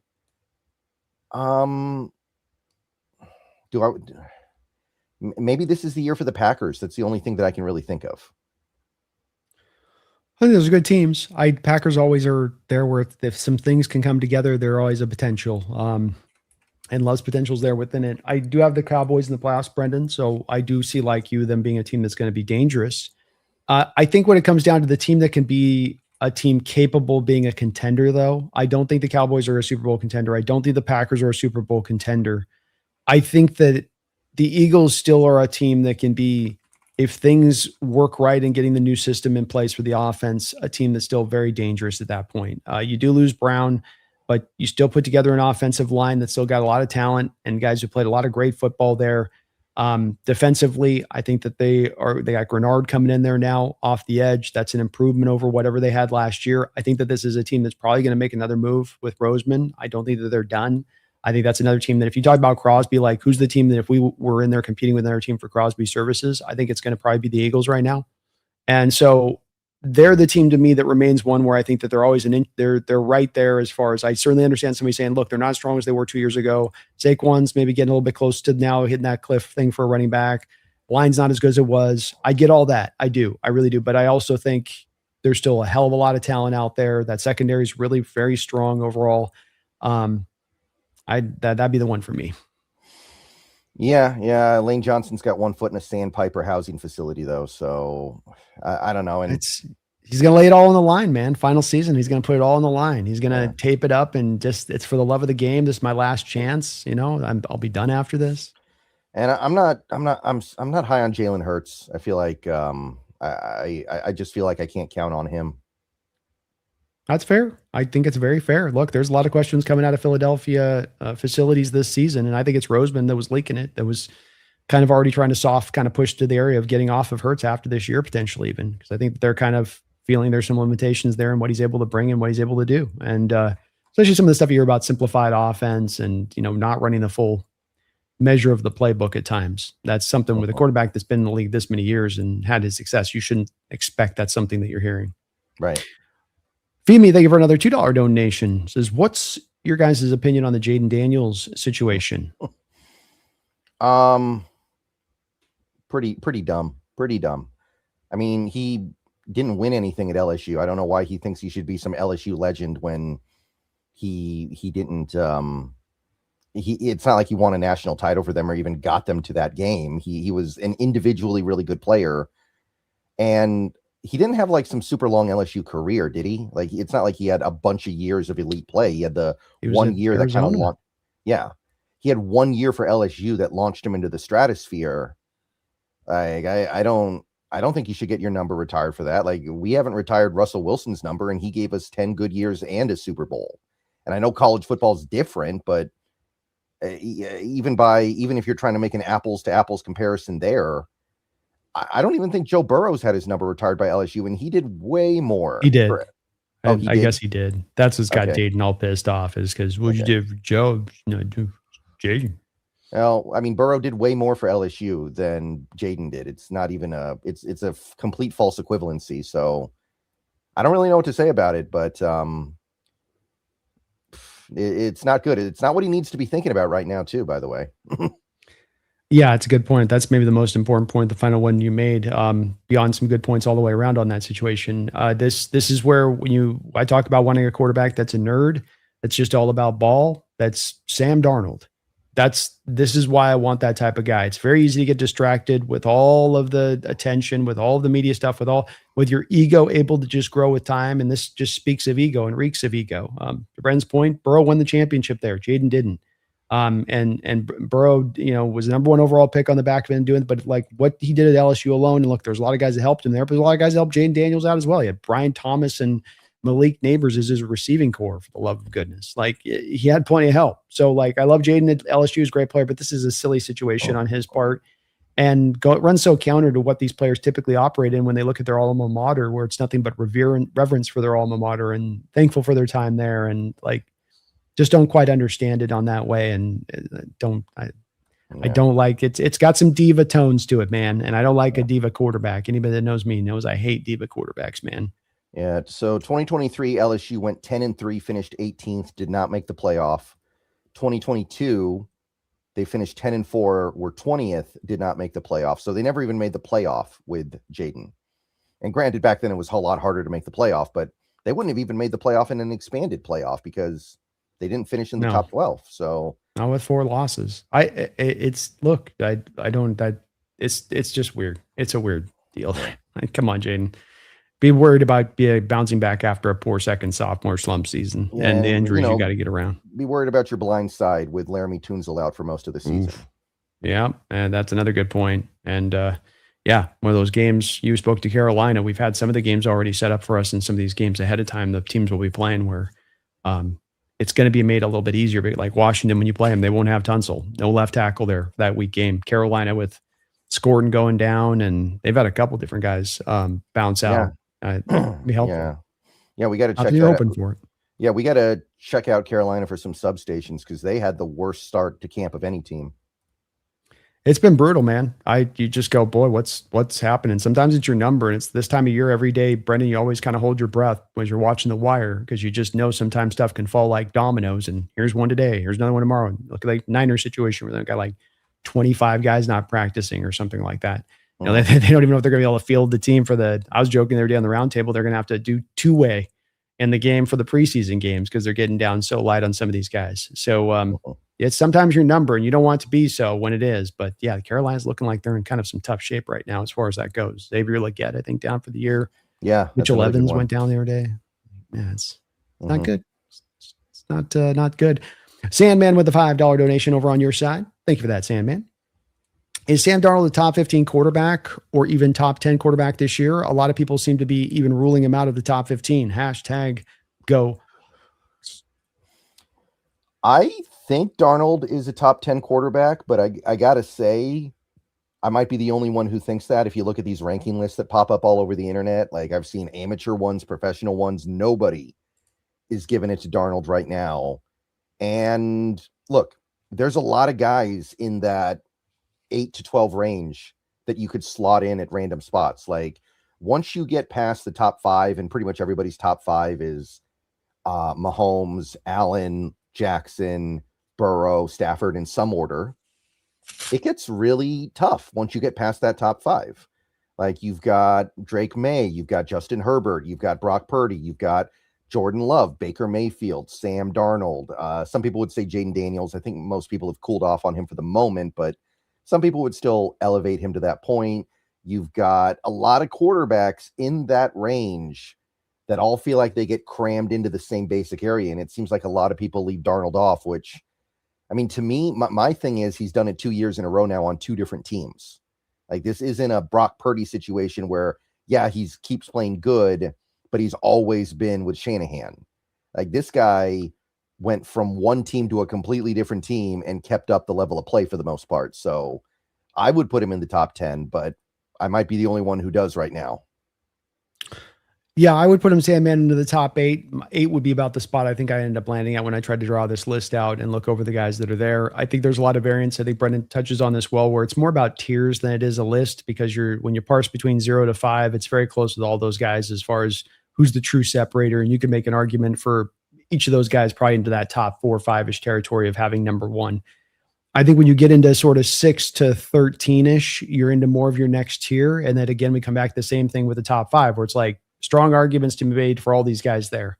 I think with Sam, Brendan touched upon it. One thing that cannot be overlooked is the first quarterback in NFL history went 14 games at 2 different teams like that. That it's 2 different spots you're doing it in. It's coming into Seattle in your very first year in the program and ascending to those heights. Yes, you have a supporting cast around you. Yes, you have help around you. But it was not a team that was winning 13, 14 games prior to you walking in there. Minnesota wasn't winning 13, 14 games prior to what you did with them, and they weren't winning 14 games after you left. In fact, the integral part of you leaving, the empty space, the hole, is the very thing that causes Minnesota fall on their face last year. These are all indicators about where Sam's value lies and the type of quarterback he truly is. The other part of this that has to be baked in a little bit is what you're asked to do within the offense. If I'm a high volume passing quarterback, Brendan, so easy for people to then mark and put that guy up into the top 5. You got this stat, you have that stat, stats of accumulation, stats of volume. But stats of volume aren't necessarily stats of efficiency or effectiveness. They can be just purely stats of, I just had this many more attempts than this guy, right? Nobody would argue Jacoby Brissett had a great year last year. But if you look at the numbers for 11 games started, well over 3,000 yards passing, right? We don't play that game, right? Because we go, no, there's factors at hand that led to that productivity. So why don't we do the same with a Sam Darnold? A guy that last year, the Seattle was 29th in the NFL in passing attempts. The market opportunities were not in place to be able to have him go out there and shine, statistically speaking. But yet, effectively, efficiently, 8.5 yard average per attempt in a West Coast offense, Brendan, which is supposed to be about dink and dunks, and you just drop the ball in the guy's hands and let him go after it. Like there's a 68% completion percentage. And I like, that's the part that's got to be baked into this a bit, I think. And people don't like to do this. People like to look more just on the sheer, I tend to find this in the NFL where there's no look at sort of efficiency factor. I know EPA stuff will look at this a little bit, but people still haven't gotten onto that yet, have they? It still is a little bit looked at as this sort of old school outlook on the position. Mm-hmm. Yeah, and it goes back to what I was saying about Caleb Williams. There's more than one way to be a good quarterback in this league. You can be a great quarterback with a lower than average completion percentage like Caleb. You can be a great quarterback in this league even while leading the league in turnovers like Sam Darnold. I think there's a desire to put every player in the NFL through the same like hoops they have to jump through in order to be considered good or great or elite. But I think it needs to be understood that there are multiple ways to get to that same point.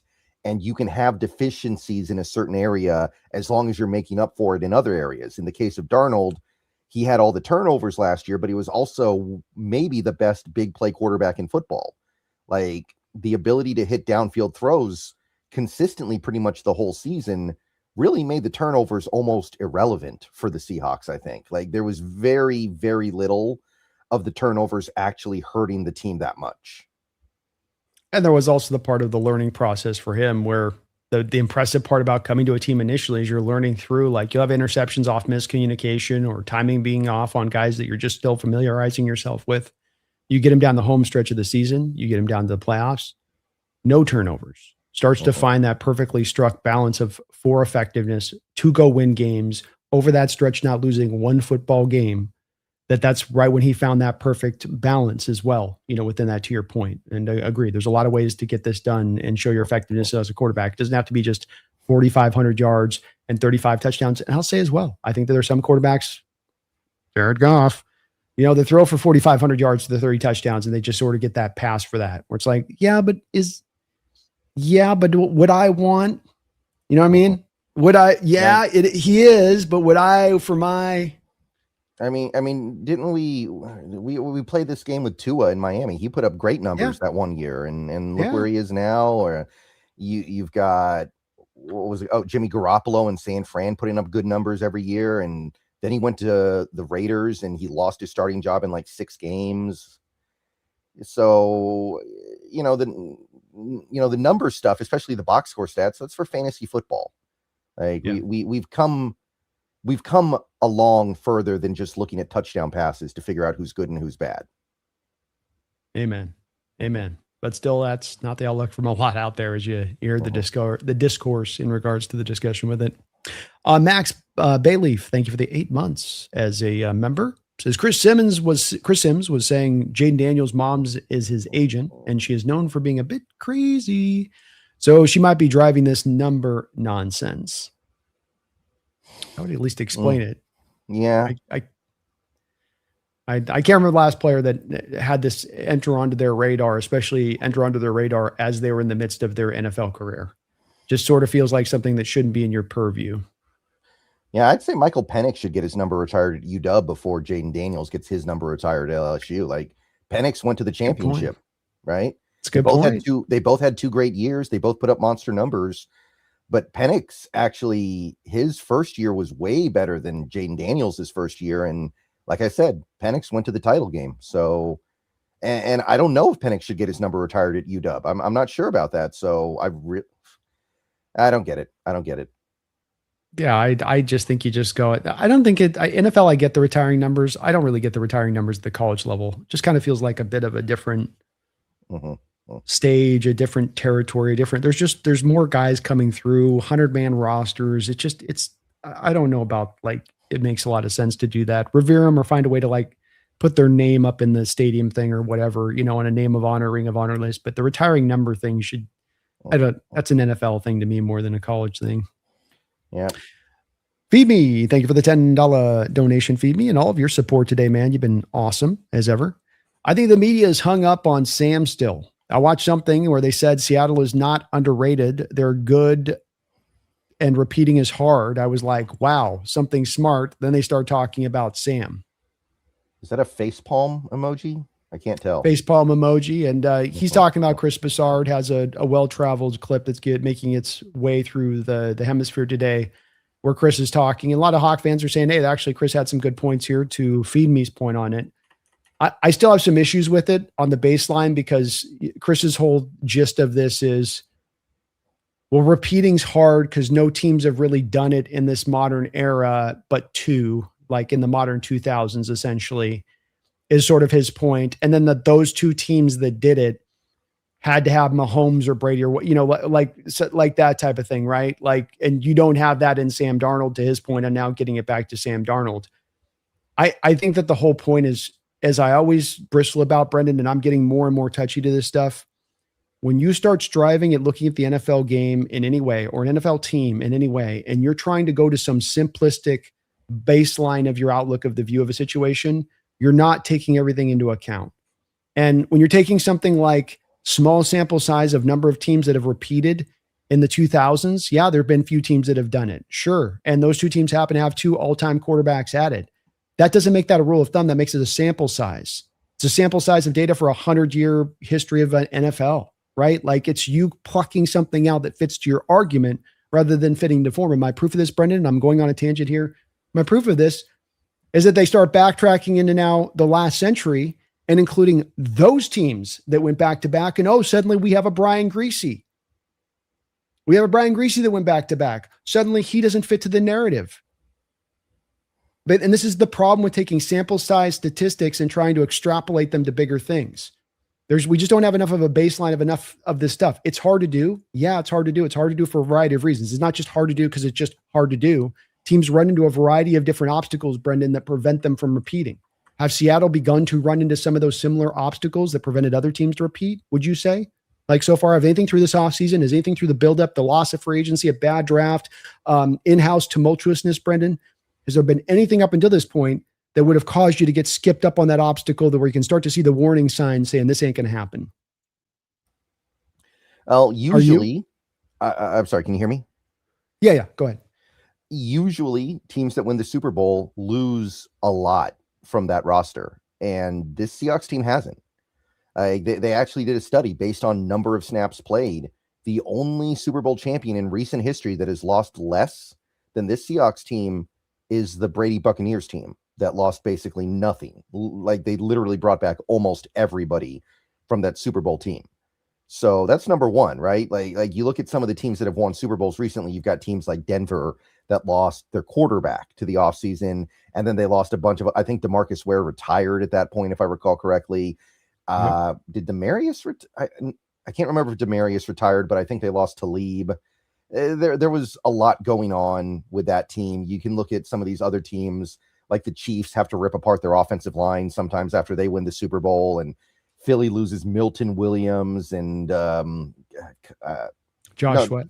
Yeah, Josh Sweat. And I think they may have lost somebody on the offensive line as well. Kelsey retired. Yeah, Kelsey retired. That might have been the year after they lost in the first round, though. I can't remember for sure. But the point I'm trying to make is that usually the Super Bowl makes you kind of pull your team apart a little bit because everybody wants to get paid now because they just won.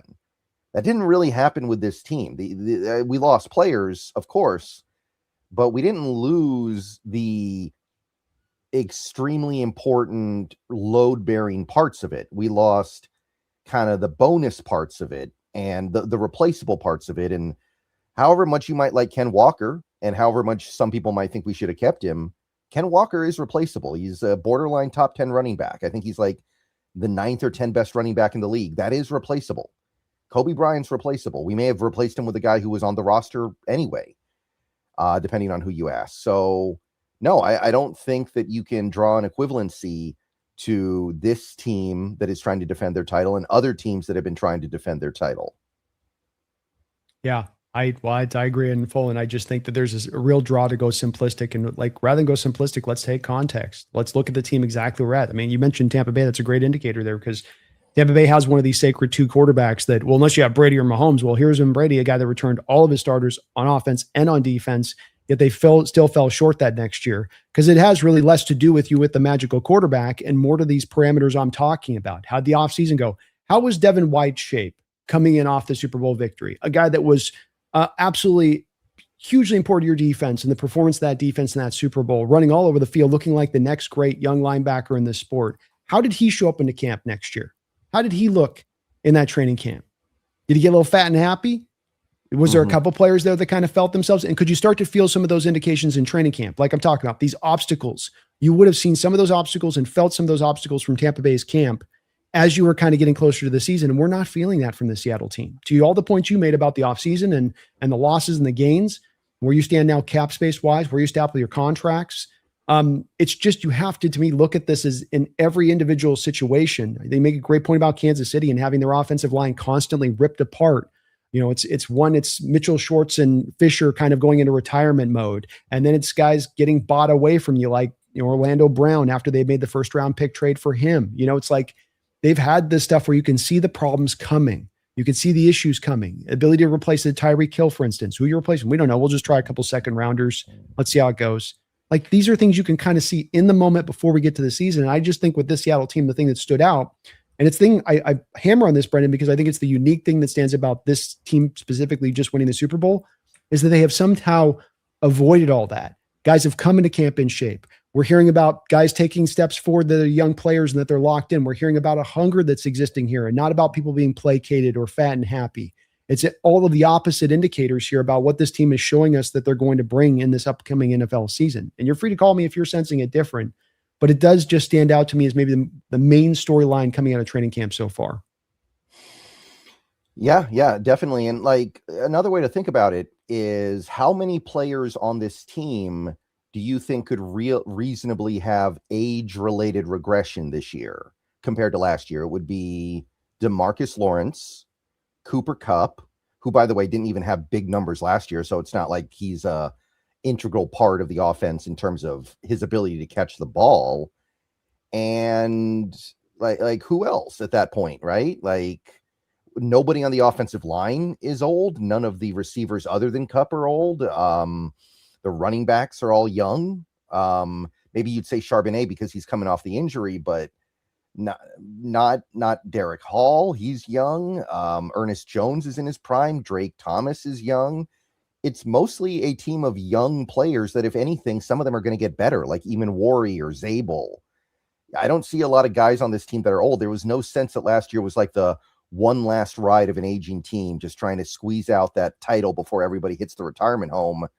There was very little age on that team, and I see very little age on this team. So this isn't, the 2015 Broncos had that feel a little bit because you had a lot of old players on that team. Peyton Manning, DeMarcus Ware. I think Demaryius Thomas was pretty old at that point, if I recall correctly. That was kind of like the one last hurrah Super Bowl season. This team, there's very little of that. Yeah, I think you can find a lot of those indicators like you talk about going through some of these teams, looking at like Baltimore, for instance, where they beat the Niners and Ray Lewis on his way out, and some of the older guard there starting to be on their way out. Like, there's a lot of this stuff that you can kind of pop through and find. The Patriots, the year they beat us, and then Revis moving on right after that, a big part of what drove that success that year for them defensively and his addition to that ball club. So I think it's a good point, man. And I feel great about this team. I think that when they're looking at trying to pick away at this team and tell you why it's so hard to repeat, they can't go to something specific, folks. When you listen to them talk, always listen to how it's vague, how it's generalized, how it's non-specific, the reason for what will hold them back. And that's, to me, why they're not looking at this very clearly or even trying to. They're just looking for the simple excuse, the simple explanation. And football is too complicated to be looking for the simple, in my opinion. Yeah. Luis Munoz. Sorry, Brendan, you had something to add? No. Luis, thank you for the $5 on Brendan's side. Do you see us re-signing Witherspoon before the season? If not, do you think we will regret that? I would really like to see it get done before the season, because once the season starts, the odds of it getting done then are they go down significantly because GMs don't like to mess with that stuff while they're trying to actually have a season running. Although we did do it last year with Cross, so it's not inconceivable. But it is very obnoxious to me because it does feel like that Christian Gonzalez is ruining things for us, and that's the only reason why this hasn't already happened. So, I get the impression too. Yeah, and I guess he's looking for a contract that is, I think he even floated the idea of a percentage of the cap because he doesn't want his deal to become obsolete so fast, which, I mean, what Christian Gonzalez has been great in this league, don't get me wrong, but what has he done to deserve something that no other player in NFL history has ever gotten? Like, what are we doing here? Yeah. Yeah. Go ahead. Sorry. So I think it gets done.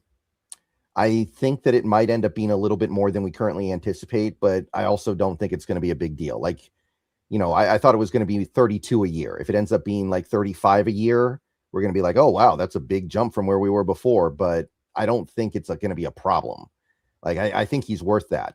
And I don't have a huge issue with paying him that. So I imagine it gets done. It's starting to sound like Gonzalez is just going to get paid next year. So maybe he'll kind of drop out of the conversation and Witherspoon can kind of negotiate on his own terms rather than thinking about what he wants versus Gonzalez. Yeah, it's this is one where I do think a signing like Brendan does says here is going to get done. Indicators in the background and what we're hearing from sources is that everything seems to be good. He's practicing. There was no problem with that. There's no like, well, he's got a, puka groin coming up now, so I got to be off the practice field. He's out there every day. All these are good indicators that we're on track. I agree with Brendan. I think Gonzalez is a heavy part of this that's causing this to be problematic and held up a little bit. I also think that I'd be willing, like Brendan says, to go a little bit more than you might have been comfortable, making it the natural bump from the last guy. There's only two other guys, I believe, that are $30 million cornerbacks in this league. You just broached that mark as it is. Now suddenly we're going to get to 34, 35. It's all about structure. Can I put the deal on the end of the 2 years remaining on his rookie contract, on his first round contract? Then I got no problems with it. I think where you come down to having a problem with it is that if you're in the organization's territory of this and you're not saving any money, i.e. what New England sounds like they're walking into, where I reward you, but I'm not getting anything for rewarding you other than making you feel fat and happy. That's it. Like, I ain't saving any money. I'm not helping the structure of my cap this year into the future. You're putting me into perilous shape right from the jump so you can get yours. Don't begrudge a player for wanting that, but the team's got the leverage here. They got the 2 years of club control and 2 years of franchise tag. Not that I would push those franchises years, but it's the leverage they own, not the player. And if that's the case, you tell the player, hey, if Brendan, for instance, Witherspoon's coming in saying 38, 39, and like, I'm going to start to go, wait, hold on here. I'm not going to Linderbaum you at the center position. I'm not going to treat you like you're a street free agent, go over the top of what the last guy made there just because. That's not smart for an organization to do that. And so there's always a line here. You're willing to make him the highest paid. You're willing to make him by far the highest paid. But it does sound like this agent's wanting to kind of drive beyond that. And some of it being, you're looking at the receivers, for instance, getting up around $40 million per year. And they're like, well, I mean, what's the big difference between us and them? Really? You know that they're thinking it, Brendan. And I don't agree with it. The price is the price. You got to pay what the cost is for positional rankings, and positional value is there for a reason. You find yourself standing the same way. You're playing him out. If he's pushing 37, 38, you go, okay, we're playing out another year then. Yeah, I think these players need to keep in mind, like, it's good for you too to get the long-term deal on ice. Like, trust me, especially if you're Devin Witherspoon and you play an incredibly physical style of football and you've already had injuries in your career because of it. This is not just for the benefit of the team. It's also for the benefit of you, because the cap hit for Witherspoon this year is about 10 million. Next year's 21. Like, that's well under what you deserve to be paid based on your play. So, and then after that, it's just nothing potentially. So it is to your benefit to sign a long-term deal now with 2 years left on that deal to lock that in. So don't forget, you got to kind of meet us halfway here. Don't forget about that. Yeah, it's different when you've got leverage as a player. You're a street free agent, or the team's in a position where they've used up all your club control. You can be in a position to now hardline it, but when you're not, this is the nature of the beast. You just don't get to be in that position to do so, especially when you put so much into the bonus and guarantees on your rookie deal and holding out, which I just can't help but think partially makes this a little bit harder to get the second deal done, because now we still got bonus money left on your deal right now that we're still paying out. And now we're going to put new bonus money on top of that. It's like, it does get tough on this one just a little Yeah. bit. Banker, thank you for the $2 donation. Your defensive MVP, Mafe, left. The sky is falling. And he's, of course, tongue-in-cheek saying that. Thank you for the donation, Banker. And yeah, it is a place where they've had to go to, where it's the first time I've ever seen NFL history. Pundits and analysts and experts point to a guy that had 2 sacks for you for a whole regular season as being a somewhat of a monumental loss to the team. You know, Pro Football Focus did their ranking list of the best edge rushers in football. And Boye Mafe was actually on that list. He was like 23rd or 24th, which I was like, you know, that's news to me. I watched every Seahawks game last year. I did not come away thinking that he was one of the 25 best edge rushers in football. I wouldn't have either, man. I mean, you had 18 guys with 10 sacks or more last year. And not all those edge rushers, of course, but a lot of them are. Like Mafe was a good player, and I'm glad he got paid, and I'm glad we're getting the compensatory pick back the other side of it. But like, you know, he didn't take the step forward in his game. You know, there's a guy this happens to certain guys where just like the game kind of is where it is. And I don't think he's the best fit for this defense either. I don't think that working off that wide extra width as the wide 10 essentially. And I don't think that was his best kind of fitting, and that probably neutralized some of his productivity. But yeah, it's wild to watch people kind of point to that as this huge miserable loss, especially with Fowler brought in house, where it's like, at the very least, you'd look at that if you're any kind of expert and go tit for tat, apple for apple. I mean, it's basically going to give you the same thing. Yeah, I could understand saying that we're going to miss Walker or we're going to miss Woolen even, but missing Mafe, like there were games near the end of the season last year where he was barely playing because there just wasn't any real impact from him. Yeah, no, I felt the same way. He went quiet in a lot of games, and it wasn't consistent pass rush that you were getting from that guy. You know, there's some games he turned it on, some games you could kind of feel a little bit more from him, but a lot of games where he was very quiet when he was out there, and he got a lot of opportunities because I think he's the one guy that wasn't really, Chenna coming back from his injury last year, and Hall having his injury situation with the oblique mid-year last year, and even DeMarcus Lawrence, I think, having a game or two in there that he had kind of missed. Yeah, so we had plenty of chances there, plenty of rips to get after it last year and put more productivity up. Absolutely. So, yeah. Upo with a $10 donation over on Brendan's side. Thank you for that, Upo. Hey, guys. Always love good Seahawks talk. Need more debates. I would give Witherspoon a blank check and pay him anything he wants. I don't think people really get his role in this defense. There is one thing in this comment that I definitely want to hammer because I see some people who seem to believe that Witherspoon is replaceable because he only has 2 career interceptions. That's not how it works. Witherspoon might be the most irreplaceable player on this team other than Byron Murphy. You got to understand that, yeah, you could find other corners that can get 2 interceptions over a 3-year period, but you're not going to find any corners that do what Witherspoon does in the run game and as a run supporter and just as a tackler. Like that is something that you very rarely find in this league. And the idea that just because he doesn't get picks or doesn't make a lot of plays on the ball, or he fell down a couple times in the NFC title game, that means that he's not that good of a player. I don't want to see this defense without Devin Witherspoon. I think that would be an ugly sight.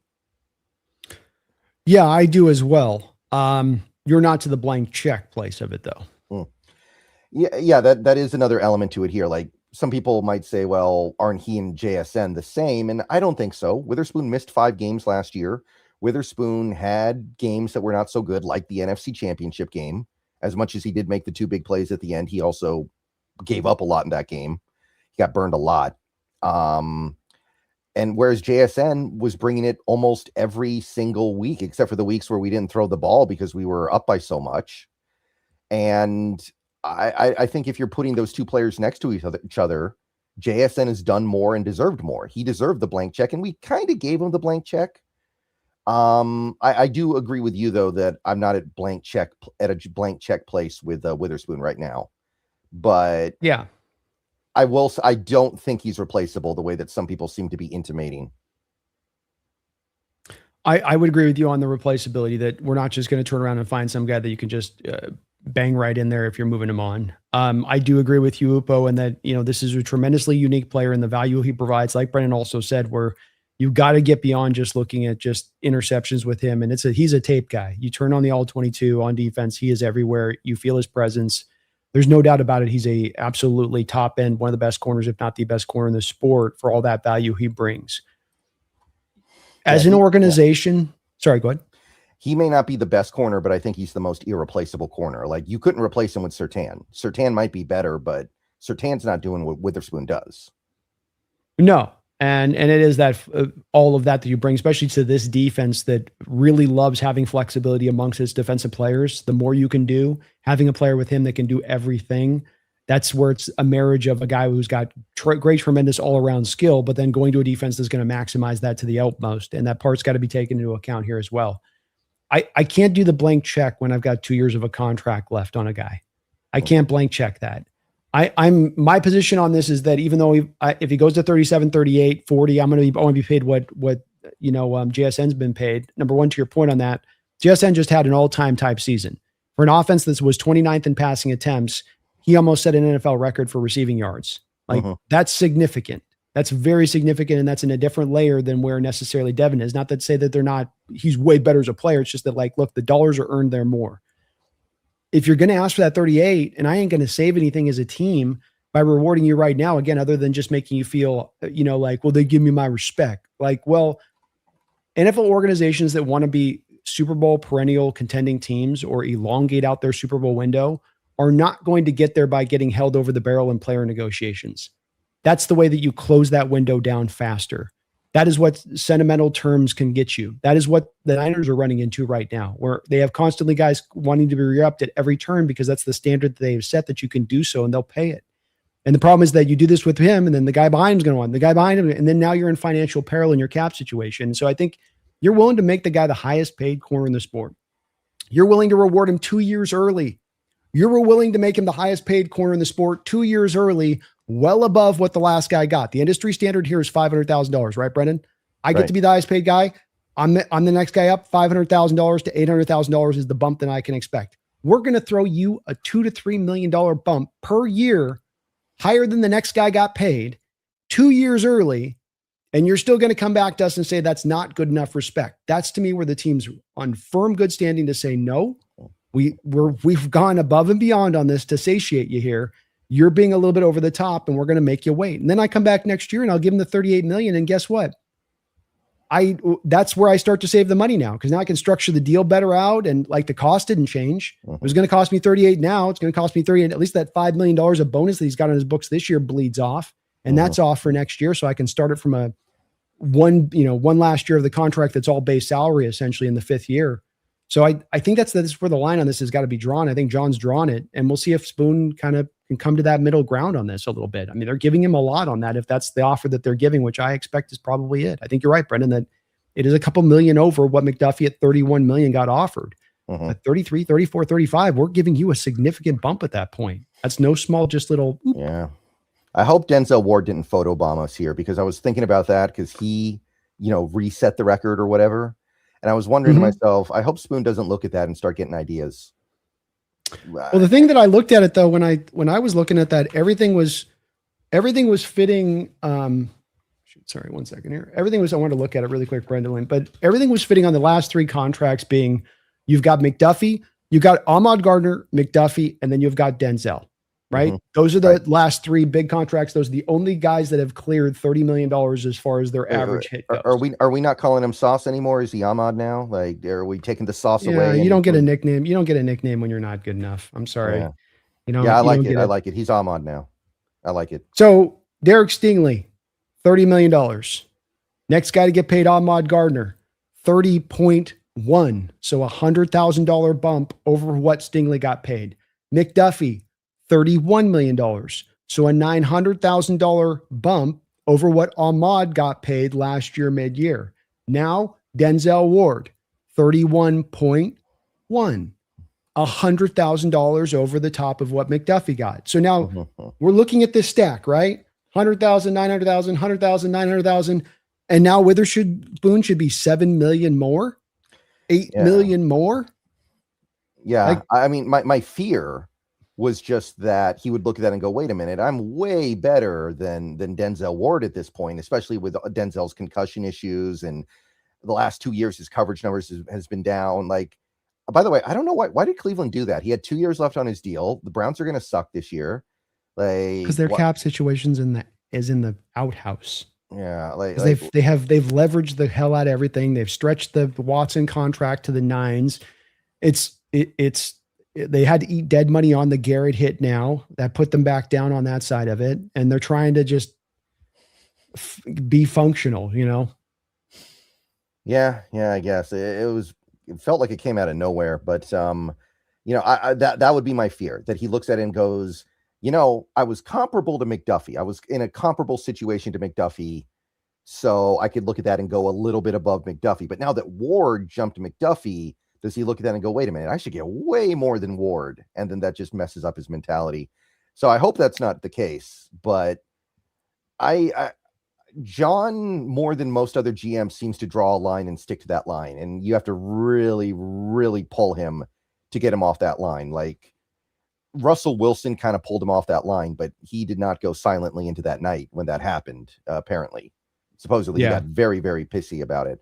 So I would not expect that Schneider would be willing to bend very much on this. And ultimately, I think Witherspoon, knowing how he plays football, is eventually going to meet in the middle somewhere, because I think that it is still going to be a significant bump from where we are right now in the market. I think it will be 33, 34 million a year, because that is the value that he brings to the team. But like you said, and like I said earlier, he's not at the JSN level. JSN has played every game so far in his NFL career. He has not missed a game yet. He has won Offensive Player of the Year. He has made All-Pro first team. These are all things that Witherspoon hasn't done yet. As good as Witherspoon is, he hasn't done those things yet. So I don't think you can say that he's equivalent to a JSN in terms of where his negotiating power should be right now. Agreed. Yeah, I don't either. I think there's a real happy middle ground to be had here, where everybody comes out of this, himself included, feeling like, all right, I got the right end on this. But we'll see. I expect it to get done here sooner than later. Roy Froelich, thank you for the $10 donation on Brennan's side. That's very kind of you, man. B&B Show's back, baby. Let the games begin. Absolutely. And we will be every week, folks, Thursday, 12 o'clock Pacific Standard Time. Over here going live for you guys on this, previewing these upcoming games for the NFL season. We'll be doing some move around shows this year too, Brennan, because we've got some weird timing with all of the primetime games and Wednesday games and Christmas games. So yeah, subject to change on that one. But every week, at least once a week here. Yeah. And if something big happens, maybe we'll do an unplanned show. Like if there is a big trade at some point, we might do a show just for that. But yep, we're back for another year. This is year number 6. That's right, man. That's right. Time flies. We're having fun on that. But thank you for that, Roy. Looking forward to this year with Brendan, and hopefully going back to back, man. That'd be another great year to be able to follow doing this coverage with you on that. Feed Me, thank you for the $2 donation. Says Jaden Daniels posted, I don't think he is pushing the story. So it's the agent / mom, not the player. Well, I mean, Mom, stop pissing on my alma mater, Mom. God. Yeah, I mean, Jaden's a grown man. He should be able to be like, wait a minute here. I got to do what's best for me in this circumstance. So hopefully that's true. Hopefully he's not making a big deal out of something that isn't worth making a big deal out of. The memes are great, though. Well, the memes have been phenomenal all day. They have been pretty hilarious. So hopefully he puts the kibosh on it. It's a silly story and should be one that he's able to put away quickly on that. Thank you, Femi, for all your support today. Jeffrey Thistle, thank you for the $5 donation. How do we feel about trading a first and a second for Crosby mid-season after the Raiders lose a few games? Not sure I value the 32nd and 64th pick next year. I would probably do that unless I see something from the edge rusher room that surprises me in the first half of the season. Like maybe Uchenna Nwosu does have a big comeback to 2022 form. Maybe Derek Hall breaks out at the same time. Like there's a scenario where maybe I feel like we don't need to do that. But as of right now, I would definitely be intrigued by a Crosby trade, especially if it's only a first and a second. If the defensive pass rush productivity after week 6 and the record after week 6 is exactly where it was last year, Brendan, Do you feel impelled to make that move? I would do it. I think I would do it because the record last year was 4-2, and if we start 4-2, I'm going to get antsy a little bit because I don't think that'll be enough to win the division, and I don't think that sets us up very well to win the division. I think we need to start 5-1 at least. And last year, the pass rush at the start of the season was pretty good, but you had moments against like Tampa Bay where it was non-existent, and the first game against the Niners, it wasn't great either. So I would probably be looking at that and going, yeah, we need to get better here if we want to repeat. And I'd probably go for it. I understand completely with it. And I can't turn down any of that logic or reasoning at all. If you're in that same position, I'm really getting hot to trot on the ability to maybe potentially get through this year and have to not really do anything major at the deadline. I know maybe I'm being greedy on this, Brendan, and I certainly expect that John's going to be aggressive in some way because you have so many picks and you got to do something with those picks. You're not picking natively all those selections next draft. But I've been really caught up on the thought process of maybe getting up and getting a real blue chip kind of player next year, packaging those picks in such a way because a blue chip player could fall a little bit further than normal because of the fact that quarterbacks will go and tackle will go and a couple of edge rushers go. And then suddenly you have like a true blue chip talent guy. You can go up and do a Julio Jones kind of trade where you're not going up to number 2, number 3. You're not doing 3 first rounders to get up here. Now you can get it done with a couple first rounders plus the kick in of a couple of these picks on the back end can make it work. And I'm getting caught up with that notion, but I'm certainly not anti Crosby either because I can understand why that certainly would be a smart decision at that point in time.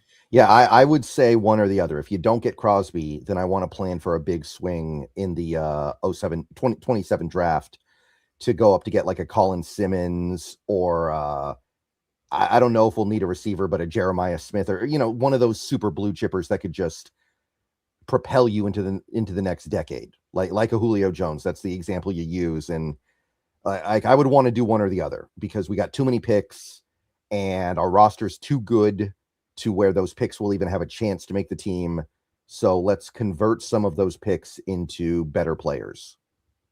And more so is that secondary option than even doing the thing they did a couple of years ago. We go multiple second rounders, right? So you take the package of picks and you end up getting into 2 extra second rounders essentially and how you bundle the picks. Would you still prefer going to the blue chip over that? Yeah, I think so, because it's one of the only ways you're going to get a blue chipper because we're a little too good and a little too well run right now to ever get that pick natively. So if you want to pick in the top 10 at some point in the next decade, you're probably going to have to do something like that. And that's something that I want to feel again. It's not something that I've gotten to feel very much as a Seahawks fan over the last 3 decades. Yeah, I'm with you, man. It'd be very exciting, especially because it kind of injects in the roster with a bit of that youth, like a Riley Mills does, like these roads that you got this roster already made, but you're already now putting some youthful guys that actually have some real upside to them.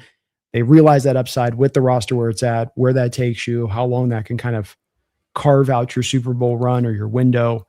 I really like the idea of it as a concept, man, and hard to pull off. And maybe you can do a bit of splitting the difference where you can make a move at the deadline and still do stuff like that. Lord knows you got the 11 picks and you got the extra 3rd rounder next year too as well. So, you got a lot of ammunition to play with on that and certainly plenty of cap space to do whatever you see fit.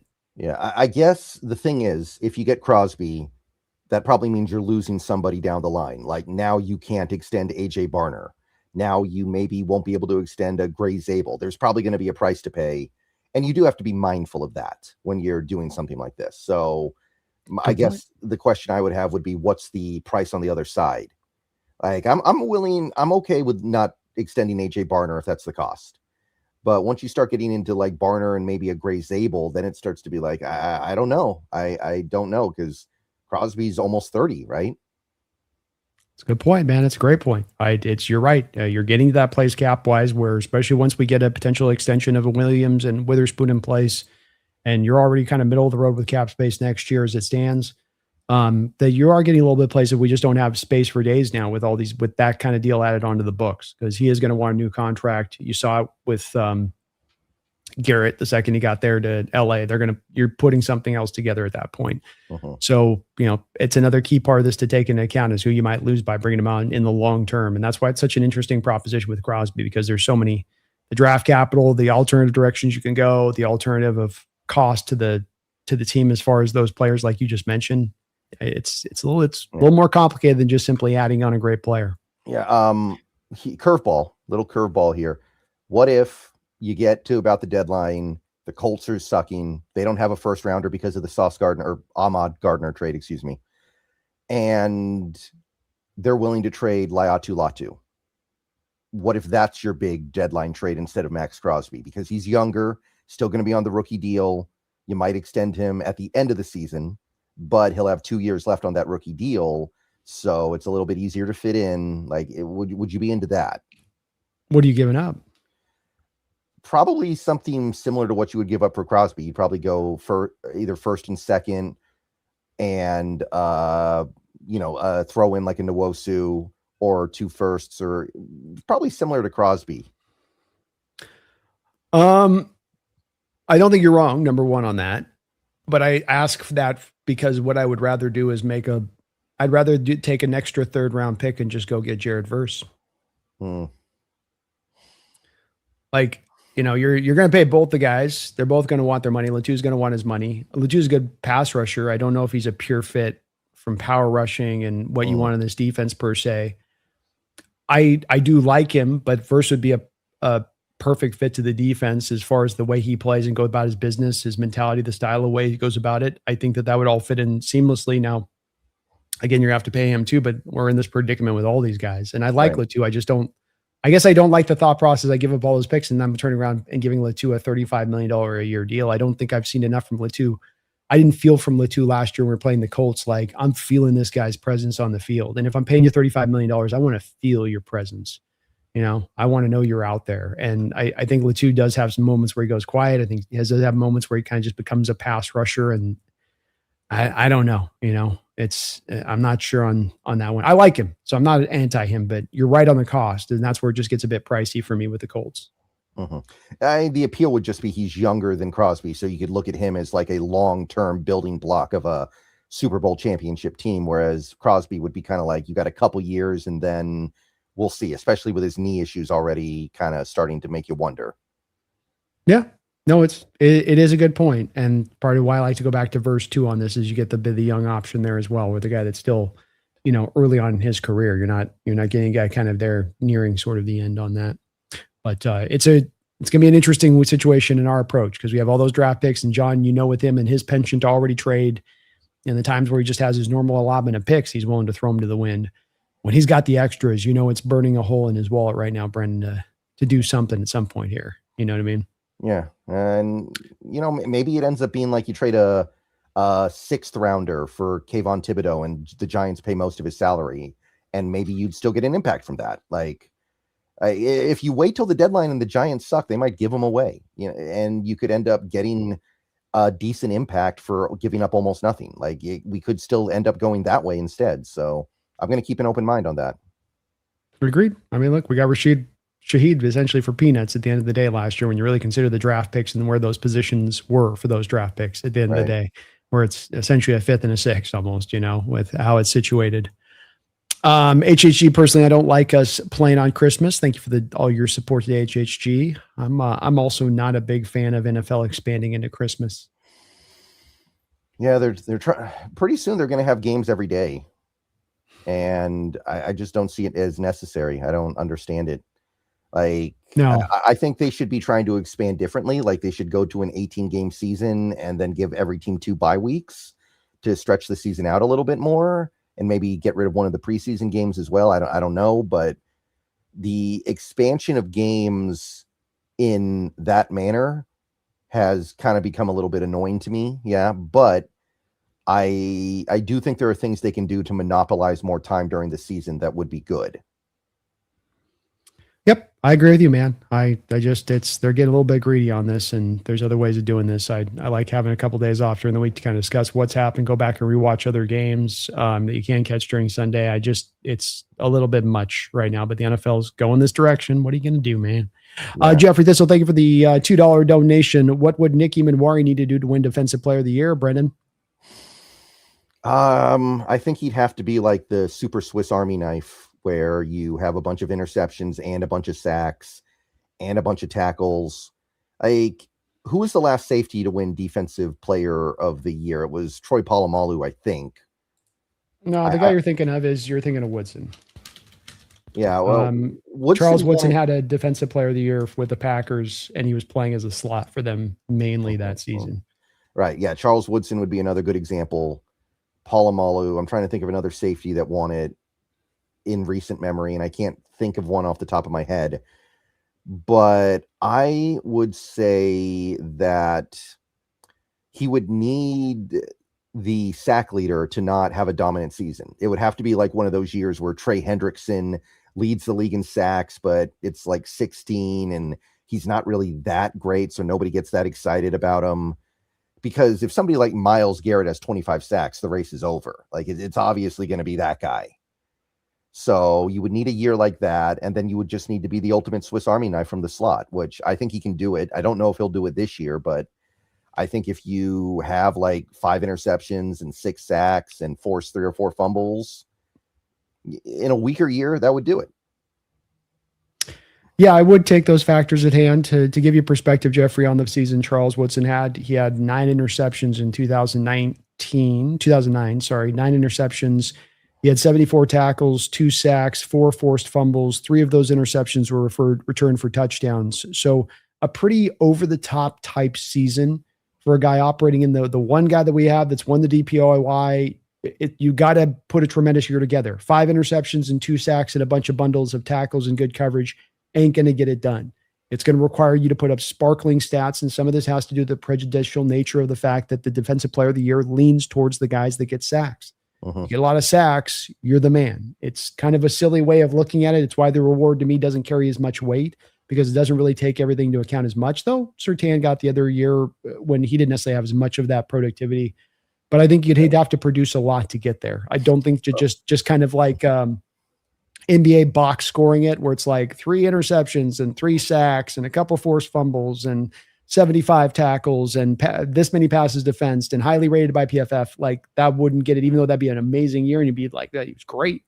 It wouldn't quite be enough, because you just have to go above and beyond to get that award. Yeah, and what happened with the year that Surtain won it is the sack leader was Trey Hendrickson, who had like 16, and everybody knew he wasn't actually that good. He was just hunting the quarterback on a bad team. So he wasn't going to win it. So it kind of gave clearance for somebody else to get it, like Surtain. So that's what it takes. Yeah, absolutely. Dogzilla, thank you for the $2 donation. And you guys have just been tremendous. I haven't been able to catch up on our donations, and we are 2 hours and 16 minutes in the show, and we haven't even been able to get to the preview yet here. So you guys in mid-season form. I really appreciate all of you guys for that support. Which players' knockout would hurt us most? I mean, you always kind of default to saying the quarterback in these circumstances, right? You always just assume that the quarterback has the most impact when he goes off the field versus any other player, because we've seen this team survive short stints without Witherspoon or Eamon Worry or Murphy over the last couple of years.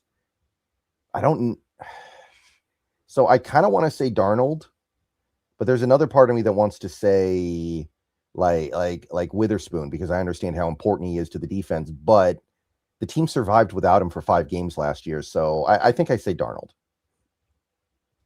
Yeah, I think that Brennan talks through this Dogzilla well in the respect of what I think it really does come down to as an answer of this, and speaks to the strength of the team, is that there really isn't a fundamental player that this all is hinging upon. You can survive with all these guys, and that includes Darnold when you put a guy that I think is very capable behind him in Drew Lock. So, I don't think that there's a guy that's really on the, I mean, quite frankly, just to not try to not give you an answer, but I just don't think there is a guy in this roster that gets knocked out and then now you're incapable of getting to the promised land. And yes, that would include Sam Darnold. Maybe this is some of my still faith in a guy like Drew Lock. But the thing with this as well is that you're a team that runs the ball as high a rate as anybody in the NFL. And because you play the defense and the special team style that you do, you're in a position to be able to run that ball a lot of the time. And that's going to benefit any quarterback that's back there taking snaps and having their pass attempts limited. I mean, Drew Lock, with pass attempts limited against the Philadelphia Eagles in their prime a couple of years ago, beat them at home. Right? So this all comes down to those supporting factors can elevate quarterback play. I love what Darnold's done. I think he's going to be even more confident this year. I think he's going to be even better this year. But I don't think there's one player that gets knocked out in this team and you're now you can't get there. There is no way to get to that promised land, in my opinion. Yeah, I don't think Drew Lock could beat the Rams. I think maybe he could beat mid-level teams. I think that Drew Lock would have beaten the Niners in the playoffs last year. Remember when Darnold had the oblique scare and we were wondering if maybe Drew Lock was going to play in the divisional round? Lock would have won that game. I don't have much doubt about that. And I'm not just saying that because the game was 41-6. I'm saying it because I actually think that where the teams were at that point, Lock could have won it. But I don't think he could beat like a really good team. I would have my doubts about that. I think that's fair. I think it remains to be seen. That, to your point, Dogzilla, which one hurts you the most? Losing your quarterback would hurt the most. I think you can overcome. I think you could overcome all of them. And I think with Drew Lock, there would be questions, and he'd have to prove it like Sam had to prove it himself. You got to show me you can do it. Until I see it, I'm not going to take for granted the fact that it will be done. So, that will be on him, but he's got the talent to do it. And Drew Lock, at this point, if he came into starting lineup right now, would have by far the best situation he was walking into than he's ever had in his entire career in any of the opportunities that he's been given to start. And he's been given a lot of bad places to start in the times that he has started, bad situations in times he started. So, we'll see with that on that, but I might have a little more, faith on Drew. Yeah. Jay Melfair. Go ahead, man. No, I was just going to say real quick, it is worth noting that Darnold did not play well in the Super Bowl last year, really, and we won by 16 points. So there is some reason to believe that a Drew Lock level quarterback could still win big games. Yeah. Amen. Jim Elfair, thank you for the $2 donation. What's considered a great season for Riley Mills? 6 sacks. I think that's probably the main thing I'm thinking about, because I think he's mostly going to be a passing down player because he is undersized. Something like that. Yeah, I think and for me, beyond just the statistical drive of this Jay Melfair, it's that to have a great season for him is I see him as a guy that can develop into a Zach Allen type player for the Denver Broncos. I think that he's got a lot of that to his game. And so I want to see a guy that starts to develop into that guy in a consistency standpoint when he's on the field. He's always going to be in the rotation this year unless there's injury. He's not going to get the market opportunity to go out there and set the world on fire because of how stacked up you are. But can he show that type of player when he is out there in his effectiveness? Can the waves situation you're trying to drive as a team, where it's waves of pass rushers, we go to the second group, we don't miss a beat.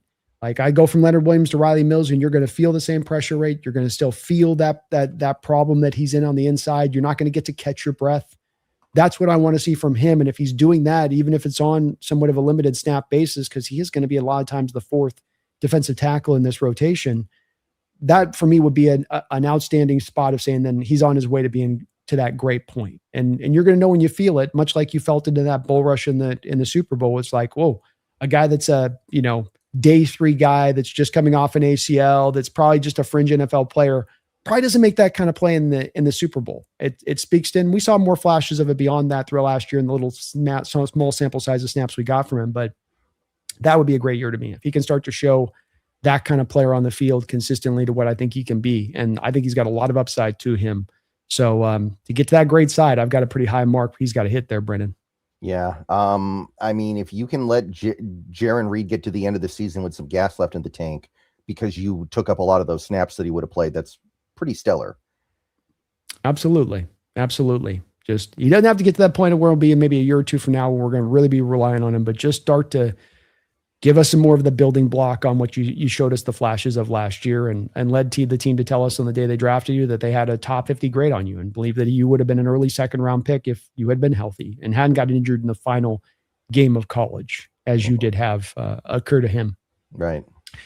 Well, thank you guys. We got through the donos there. And Jay, thank you for all that. Dogzilla, Jeffrey, appreciate all of you guys on there. Me as well for the $100 donation drop. You guys are very kind to both me and Brendan, and it is very much appreciated. We're going to look a little bit at this upcoming game of the Cowboys on Saturday, Brendan. And most of the time, folks, we're going to get into some real specific items when looking at these matchups, key matchups, look a little statistically where these teams have been at. But this is preseason. We're not seeing the starters. We don't know who the Cowboys are going to be trotting out there. First preseason game at that. We know we're going to see a lot of backups. So more of the outlook for us in preseason is going to be more in talking about these games of what we're kind of looking for, and knowing that, look, you're not going to look for all the things you're looking for in the regular season, but what are the key things that you're looking for within this game to give us some signs that this team is moving in the right direction. be it offensively or replicating what they did last year, Fleury and all that. What are some of the notable items at the front of your list that you're really keeping in mind? Well, hopefully we get to see a little Caleb Downs. I'll say that. I know we won't get to see a lot of the better Cowboys players, but hopefully we get a little Caleb Downs. That'd be fun. Absolutely. But on the Seahawks side, since I can only assume that Jadarian Price is not going to play because he hasn't practiced lately, and apparently he's not practicing today. I want to see what's up with Emmanuel Wilson because there were a lot of people who weren't sure he was going to make this team or not, but the things I've heard so far have been good. Sounds like this is a game where he's going to get a lot of opportunity because Jacardia Wright's also hurt. So you've got Emmanuel Wilson and you've got Justin Jones, who we all know is not going to make the team, and Velus Jones Jr., who is also very unlikely to make the team. So going to be a lot of Emmanuel Wilson, and I think he has a role he can play on this team that is of value. So I want to see what's going on there. Yeah, I'm going to be checking out it's the second year guys coming into this that we're looking for to step forward. We talked a little bit earlier in the show on this, but I mean, my eyes are going to be locked in on Torrey Horton on offense and seeing how he's moving out there running routes when he's out on the field. Riley Mills, of course, as we just talked about him, looking again back to Jay Melfair's question, can I start to see more of that in here in training camp? He's going to go up against guys that are not maybe the starters. Can he go out and dominate these kind of guys in preseason and start to really give us those indicators of what we're hoping this guy can be? Elijah Arroyo was a guy that really frustrated me last year in the respect of not that he didn't have a better year just on him. It was as much on the team and on Kubiak. And one of the places that Kubiak didn't get any real shade for that I thought at times he should, where it's like even early on in the year when Arroyo was healthy, you didn't seem to have much of a plan for integrating him into the passing attack. You didn't have specialized routes for him to really run. It was just kind of like here and there over games, he'd kind of come in and come out as a pass catcher. And it just sort of seemed like he was a forgotten man on this team. And I know you don't pass the ball a lot, but you got this guy in the second round and you take a guy in the second round. I want my team to actually have a plan in place for how to, utilize that guy. Hopefully they show a little bit more signs of that, especially with Fleury and having his tight end background. Mm-hmm. Yeah, that's going to be another very intriguing subplot here, how much Fleury uses tight ends, because you would assume he would use it even a little bit more than Kubiak because of his background. I'd say Milroe as well. Very interesting to see what he does because he's probably going to play a lot. And I wonder if this team would be, if they see stuff they like from Milroe, are you willing to trade Drew Lock or let Drew Lock go and let Milroe just be the backup because you think he's ready for that? I would be interested to see what it would take for that and if we get that in this preseason. My theory on this, and it's a theory, Brennan, is I still think that he's not to where Drew Lock is. And when you're talking about a Super Bowl ready-made roster and you're going to that backup guy, there can't be a drop-off. It's just too much. And that's not saying then that Jalen can't progress or be really good in this preseason. What I'm saying is I think that there's more of a draw at this point, especially with the success of Sam Darnold, to increase the value of Milroe in a trade. And to be able to, there was rumors even of potentially us trying to kick the tires with the Cardinals on, hey, what if we gave you our first round pick and we throw in Milroe?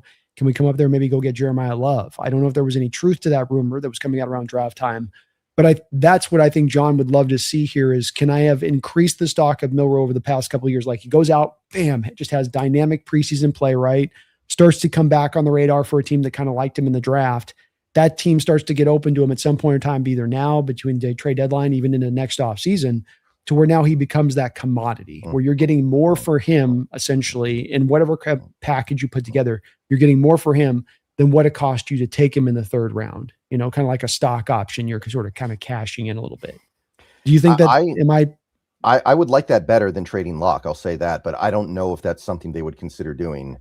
But I would love to get back down to 2 quarterbacks and open up that extra roster spot.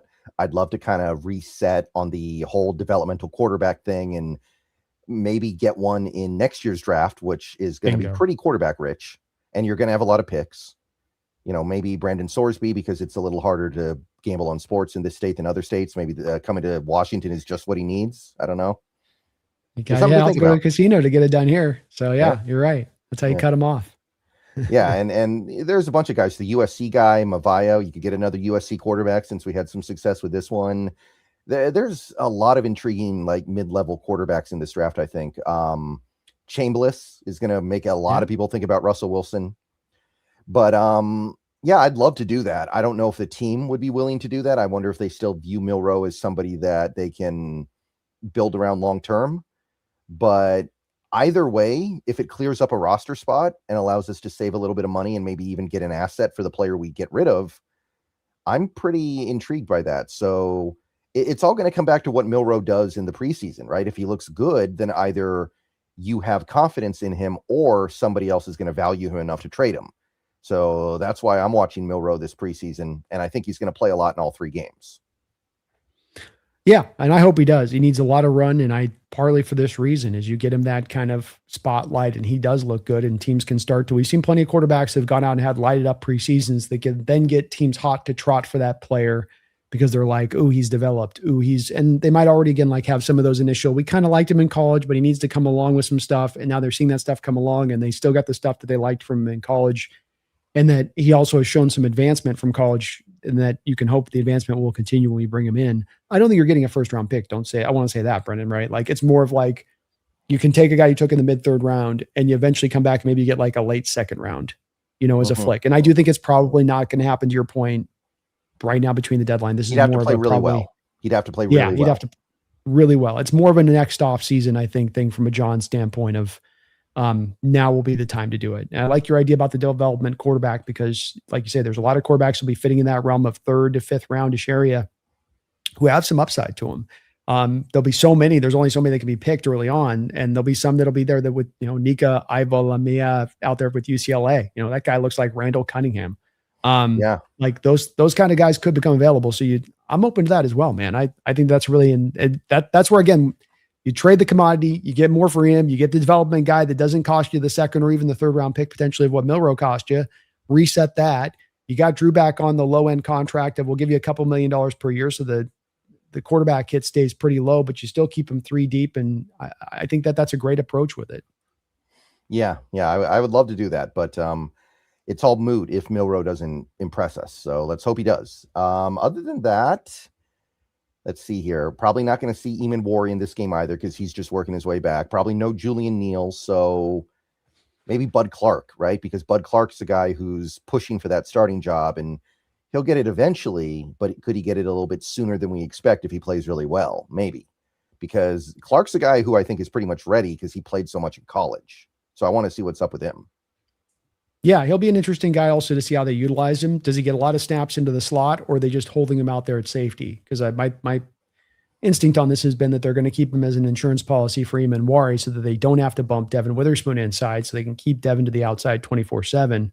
At which point you're going to want to give him some snaps in there in live action in that role. So it'll tell us a lot about what they're attempting to do with the utilization of him. To your point as well, how much he's really truly pushing Ty Akata. Or whether or not that's a little bit more of the lip service area of things right now as it stands for what's going to happen when he gets to the regular season.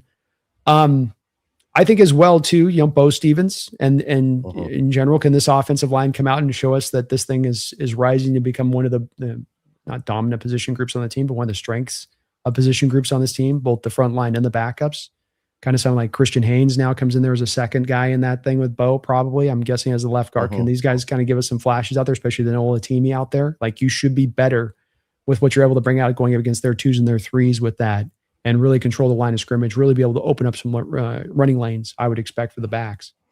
Right. And Haynes, like he might not make this team if he doesn't do something this preseason. Like I think he's hanging by a thread because we got guys like Richmond, we got guys like Cable Dew, we got some stuff going on with those 3rd string offensive linemen that I think are pushing Haynes, and Haynes is now getting to the point where he's making non-trivial money because it's his 3rd year. So if Haynes doesn't do something, I think he's out of here. Yeah, Richmond is the guy that thinks really pushing him at that spot, and it just may come down to one of those 2 guys. You never know with how many you might try to hold extra, but you're holding 2 centers. Stevens is probably making the roster at this point. It sounds like Cable Dew's probably on the outside looking in a little bit here. But the tackles are set too deep on either side. I mean, hell, you got a hell of a battle going on between Logan and Kite right now for that final tackle spot, Logan Jones. It's pretty heated right now. And I think you're right. I think Haynes is in precarious territory here as far as whether he makes the roster. And I don't know what to really think about him. I hear no stories about him winning or dominating any reps. I don't hear any 1 days of practice where Haynes really stood out and looked good today. I haven't heard one time with this guy. And if that's the case, you're at that point at the end of training camp where that's just what it is. You do got to kind of just move on. You can't hold on to draft status after, this many years deep into it for a guy that was supposed to be ready-made. He was supposed to be a guy not like Bradford that was going to take a long time to develop, but like hit the ground running. Right. It doesn't make a lot of sense. That seemed like a money in the bank pick. The concern with that pick was supposed to be the low ceiling, but Yeah. I believed in the floor, but I don't think he's going to make the team right now. I do actually think that either Richmond or Cable do, or both will make the team instead of him. And I don't see any room for Haynes at that point. The only way I think Haynes makes this team is if he figures out how to snap the ball and then we trade Oluwatimi to the Titans or something like that. That's the only thing I can see happening. Just doesn't seem like they got the commitment to really putting him at center, though. It seems like he has still been kind of more kept at guard this year. They did a little smattering of center snaps last year before the shoulder injury or pec injury came into play, but just doesn't seem like they're all that. It just doesn't seem like they really got a lot of faith in this long term. I hope I'm wrong because you'd love to see the kid, tap into it. It's supposed to be a good zone blocking dude. Like it hasn't been there. So I'm be watching him a little bit like a hawk as well, when it comes to some of the action out there. Tyrese Knight, another guy to keep an eye on, I think, having a tremendous camp, utilization of him off the edge a lot from what I'm hearing, a lot of him out there at that wide 10. And like the thought process, Brendan, of a way that you can kind of trip teams up is that everybody's expecting nickel 24/7 from Seattle. What if you occasionally week in and week out trotted out some base 3-4 packages for teams, and as a methodology of approach to then at times get Tyrese Knight on the field. You slide Eamon back to safety, you put him out there in the base and 3-4 looks with Tyrese Knight, just in certain matchups in certain places where it can be advantageous, where you're not as worried about the coverage blows on the back end by going to defensively base. And you got the linebackers to do that right now. I wouldn't mind seeing it. Could be fun. Yeah, I'm on board with that. I mean, people kind of forget that he was the starter last year, and he mostly lost that job because he was having that heart issue. And I know Drake Thomas came in and played really well, and we're all happy with him, and he's pretty clearly going to be the starter. But there is definitely a part of this where it's like, wait a minute, Tyrese Knight lost his job because of injury. And you usually don't lose your job because of injury in the NFL. Usually you get that job back. And I don't think that he will, but it does kind of emphasize the fact that there's a reason why he won the job in the first place. Yeah. And I think he had the best season for a will linebacker since KJ Wright. And that's not nothing, I don't think, in what that performance was. Even last year, Brendan, he was your highest rated off-ball linebacker on 300 snaps, not on like 50 snaps, right? And it's not, 1,000 snaps for a defensive player is about, if you have a good long season, that's what you're going to be in full for a linebacker. 300 snaps, highest rated off-ball linebacker, with Ernest having a second team All-Pro year. I'm very interested to see maybe if Tyrese has got a little bit of something he can bring to the table here for this team this upcoming season. The team's trying to find creative ways, it sounds like, in order to utilize him. Any other items to you jump out in this game? Well, like I said, Julian Neal's not playing, I don't think. I would be very surprised if he did, so I wouldn't go there. But Pritchett, because Pritchett supposedly has had a good camp. And Pritchett going one way or the other might influence whether or not we do the Terrion Arnold thing. If we like what we see from Pritchett, maybe that pushes us away from Arnold. And if we don't, then maybe that pushes us towards him. So this is kind of put up or shut up for Pritchett, right? And I've always liked him. I've always been a fan of his, but we haven't seen that much of him yet. So I would say Nehemiah Pritchett. I love it, man. I think he's a guy I'll be watching closely, see where the tackling's at, especially. I think the guy's got the coverage stuff unlocked. Just want to see the tackling come forward a little bit forward with him a little bit more. But he is an interesting guy to watch. And that corner room's a hell of a fight, hell of a battle you got going on. Dansby doing some stuff right now on the back end of the roster in practice, really showing up. Sounds like we've got some pretty fierce competition at the wide receiver position with both your whites, and then you've got Ontario, what's his name? The out of nowhere guy that was like, I forget his name. He's on Hard Knocks a couple times the other night, but a couple back end receivers here that are duking it out as well. So you're gonna have some pretty hardy fights there. Going to be Montori Foster. Is that Montori Foster? Yeah. That's it. There we go. I was close. I was in the vicinity. So some real good battles to watch there on this, because I think everything is really set with the rest of this roster. The fights and the battles are really not down to a lot of many positions. It's really just a vacant few. But beyond just the individual players, Brendan, This is a team that, as much as any team in the NFL, is going to lead with physicality, violence. They have it on their shirts. It's how we want to operate. I want to feel that from this team in game one. This is how you win. You're not in a finesse team. You're not a pure X's and O's team. You're not going to confuse everybody kind of team. We misdirect them this way, then we go that way with it. We're going to come downhill at you. We're going to hit you in the face. We're going to hit you in the mouth. That's our standard. That's who we are. And we're that universally on both sides of the football. I want to feel that from game one up against this Dallas team. They've got some good testing ground when they've got the starters out there. I don't know if it's as much with their backups and that they can provide that same kind of test, but that's what I really want to see, is you really, taking it to them physically, because that's just inherently was there with you every week as a football team and showed up every week on tape. Oh, yeah. I'd say that about sums up everything that I want to see Saturday. I'm trying to think of something else. Like you did good to bring up Foster, by the way, because that was one I had forgotten about, but we've heard a lot of good things about him so far in camp, kind of out of nowhere. Yeah. It sounds like he's done plenty enough for the receiving portion of it. It might just come down to the question of, because that last receiver spot is all about how are you as a gunner? How are you a blocker? And these are elemental parts to this team, being that we want to have the best special teams unit in football. So no small factor into you making the roster or not. You might have a guy beat way above and beyond as far as the receiving stuff. But then if you're sucking wind when it comes to what you do in the special teams realm, it may not be enough to make the roster at that point. So we'll see how he does in that area. And if he can, maybe that'll secure him the spot. Corey Coombe finishing us up with a $5 donation. I want to thank everybody today, man. We had so many donations. Like I said, you guys are in mid-season form here. And both me and Brendan really appreciate all of your guys' support to both of our channels, allowing us both to get to do what we get to do, which is do this full time. Corey, you included in that. Thanks for the $5. I don't get players wanting to be the highest paid at their position. You're going to be that for what? 6 months at most. In some cases, days. It is a status symbol. Like there's a reason why when Dak signed his contract a few years ago, he made sure he got 1 million more guaranteed than Deshaun Watson did.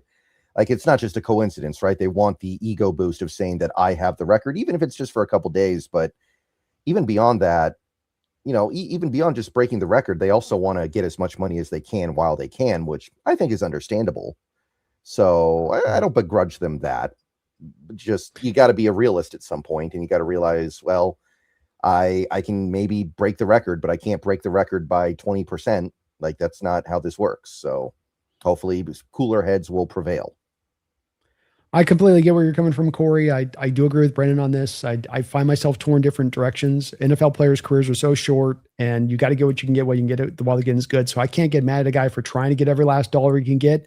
At the same point in time, I think there's some short-sightedness to it. I think if you're coming in as a player and you're going to wreck a cap, or you're going to come in like Sam Darnold next year, like Baker's doing right now, saying, I want $60 million.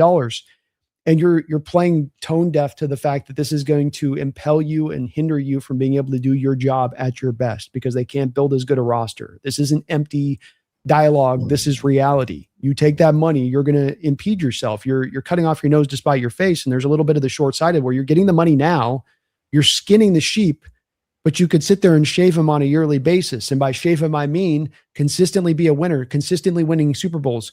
What does that do for you in your post-career? Whether you're a quarterback or whether you were a cornerback, you will be celebrated. You will be on shows. You will be an analyst. You will have sponsorship opportunities.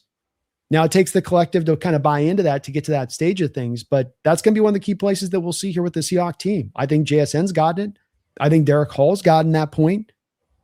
I think Abraham Lucas has gotten that point. I think Charles Cross has kind of gotten that point. Will Devin. That's the part we'll see. But that's the part where I do think, I understand you want all your money, but I also understand the team saying, hey, no. The cap is real. The fans trying to say the cap isn't real and it's all funny money. No, it is. It is real. And like the people that said with the Eagles, for instance, Brendan, well, the Eagles don't ever, yeah, they did. A.J. Brown, and part of the trade of A.J. Brown this offseason has to do with starting to get ahead of contract situations. And you weren't able to sign Josh Sweat. You weren't able to sign Millen for Williams, and partly because you put the cap in the position you put it in. So play dumb with your cap. What is it? How's the saying go? Win dumb games, win bad prizes, whatever the stupid. Yeah, win stupid. No, play stupid games, win stupid prizes. Yeah, and that's what happens if you allow your cap to be pulled over the top. So I completely want to be the next paid. Devin, and I'm even willing in my position to go even further beyond, because I think if you're the next paid, you should be no more than $1 million. Okay, you make $1 million more per year than the guy behind you. Because like he says, within days and weeks, that'll be upended. It's not like we're waiting 3 years till the next guy gets the highest paid mark. But when you start getting to 6, 7, 8 million per year over the top, well, now you're making this hard for us to get this done. And I don't know that this is that way with Devin. We don't know where the negotiations are. The Hard Knocks was certainly sensitive to the reports coming out that he had turned down being the highest paid. John was make sure to come in and put a kibosh on that one. So that was good to see. But that's where I do land pretty firmly on. If a team says, look, we're not going to go and overpay a guy to that amount, I get it. I understand. There's a cost to be paid here. There's a price when you do go over the top. Yeah. And John has always done a really good job of that. I can't think of, we've been in bad cap situations before, but it's mostly been because of dead cap, because we trade players like Russell Wilson, DK Metcalf, Geno Smith. It's not because we gave out ridiculous contracts that we later regretted or anything like that. So it's a little different, I think. And you offset that stuff, right? You offset it with second and third round picks. So there was actually something gained back to the flip side of the loss. Right. And again, I think almost all players are like that. I think almost all players want to get pretty much all the money they can. When they do leave money on the table, it's very small amounts. Like Josh Allen with his extension was saying, I left a little bit of money on the table. It's like, yeah, little. Like if you look at how much he got, it wasn't that much. Come on. Like, stop bragging about something that isn't worth bragging about. Come on, dude. But I would hope that in the case of Witherspoon, I'm not asking him to take a discount or anything. We're neither of us are asking for that. We're just asking for him to, be normal about this. And maybe he is being normal about this, and this is all just drama for Hard Knocks. But there's no extension done yet, and I sure expected one to happen by now. To your point on that, you go to your Buffalo organization, you're making that case to Josh to say, well, now we can take this money and go, well, you've never shown yourself to be an organization that's willing to spend the purse strings. You're always claiming kind of a poverty status a little bit. There's always a restriction to how far you're willing to push and go over the top. So when you make that sales pitch to Josh, he's like, yeah, sure. Right. It's all on me. Let me get my cape ironed out and prepared. Right. I go to somebody in the Raiders organization, the Dolphins organization. I try to make the same argument. It's going to fall in deaf ears, and rightfully so, because it's an empty promise. When I'm in an organization that's won a Super Bowl 10 years ago, reset the whole stack again with a whole new stack, just won another Super Bowl with that same general manager in place, with their same process in place. That's not an empty promise to that player to say that in you taking this discount, we spend our money. We're top 10 in bottom line money spent over the past 3 seasons in the NFL. And that's with a team at that time that hadn't necessarily been contending, that was in a stage of just trying to rebuild through. The proof is in the pudding on this one. So while some teams you could say as a player, like, that's empty talk, you're trying to just get me into the discount, that whole like legacy thing and my blah, blah, blah. Go talk to Marshawn Lynch. Go talk to Richard Sherman. Go talk to Cam Chancellor about their post-career opportunities on being Super Bowl champions and what that's meant when you're able to. It's a different level to those guys that just had a great career and then head on out the exit doors. And I'd ask Devin if he was considering this to really think about that in this frame of mind if he's pushing the envelope. Only if he's pushing the envelope. But if he was pushing the envelope. Yeah. Hassan, thank you for the $5 donation. We'll probably put a cap on right here. He says, imagine the salary cap was like the NBA. Fully guaranteed money and second apron, it might go bad for you, could lose picks and not sign anyone. Hashtag go Hawks. Yeah, the NBA second apron salary cap system is like, nobody wants to touch that. Like, every team in the league, doesn't matter how rich the owner is, doesn't matter how big the franchise is, they are terrified of that second apron. What is apron? I'm not aware of this. Yeah, basically you have a cap and then you have, and it's a soft cap, but when you go above the cap to a certain amount, there are certain punishments that apply. And then there's like another level you can go up, and you can still go up there, but there's another set of punishments where like you lose your mid-level exception. I think they take away picks. I don't know all the exact details, but basically the NBA has constructed a scenario where you have a soft cap, but the punishments for going too far above that cap are so bad that nobody wants to do it. It costs so much money. It's like you pay a tax to the league for every dollar you go over the apron. I don't know the exact details, but I know that nobody's messing with it. Yeah. And I'm glad the NBA doesn't have, or NFL just, it'd be great for the players to have the guaranteed contracts. You feel for them. I think the NFL has done a lot. The Players Association has done a lot to try to get these guys with pension after a certain amount of years and to try to get them a little bit more taken care of in their post-football life. But it's just a sport that you can't guarantee the deals. There's too many injuries. There's too many problems that would cause from that to why they can't do it. And you'd love to do it, but just it's the nature of this sport and how it's the short life of the careers and all of that, that it's just hard to pull that off. Yeah, and I don't know if it's good for basketball either. Like, was it good for basketball when Rashard Lewis was making $20 million sitting on the bench for the last 3 years of that deal? Like, I don't think so. And that's why the NBA has done the amnesty clause, I think twice, maybe 3 times, where they give every team the ability to wipe one contract off their cap, because over time, every team accumulates at least one contract that is incredibly punishing. Like, every team has a Gilbert Arenas or a Rashard Lewis, or you get what I'm getting at here. Oh yeah. It's a sport of the mailed-in player. I mean, more than I would even say with baseball, where the guys go wrong in baseball, and that's sometimes just the nature of that sport, where it's like Cal this year. You know, there's just some years where it's just like you can't hit the ball after you were just destroying the year before. It's like that's how baseball is brutal that way. But basketball, you have a lot of guys that you get the feeling of like, is this guy is checked in and connected, and as like, you know, every time Harden wants to get traded, he starts to get fat.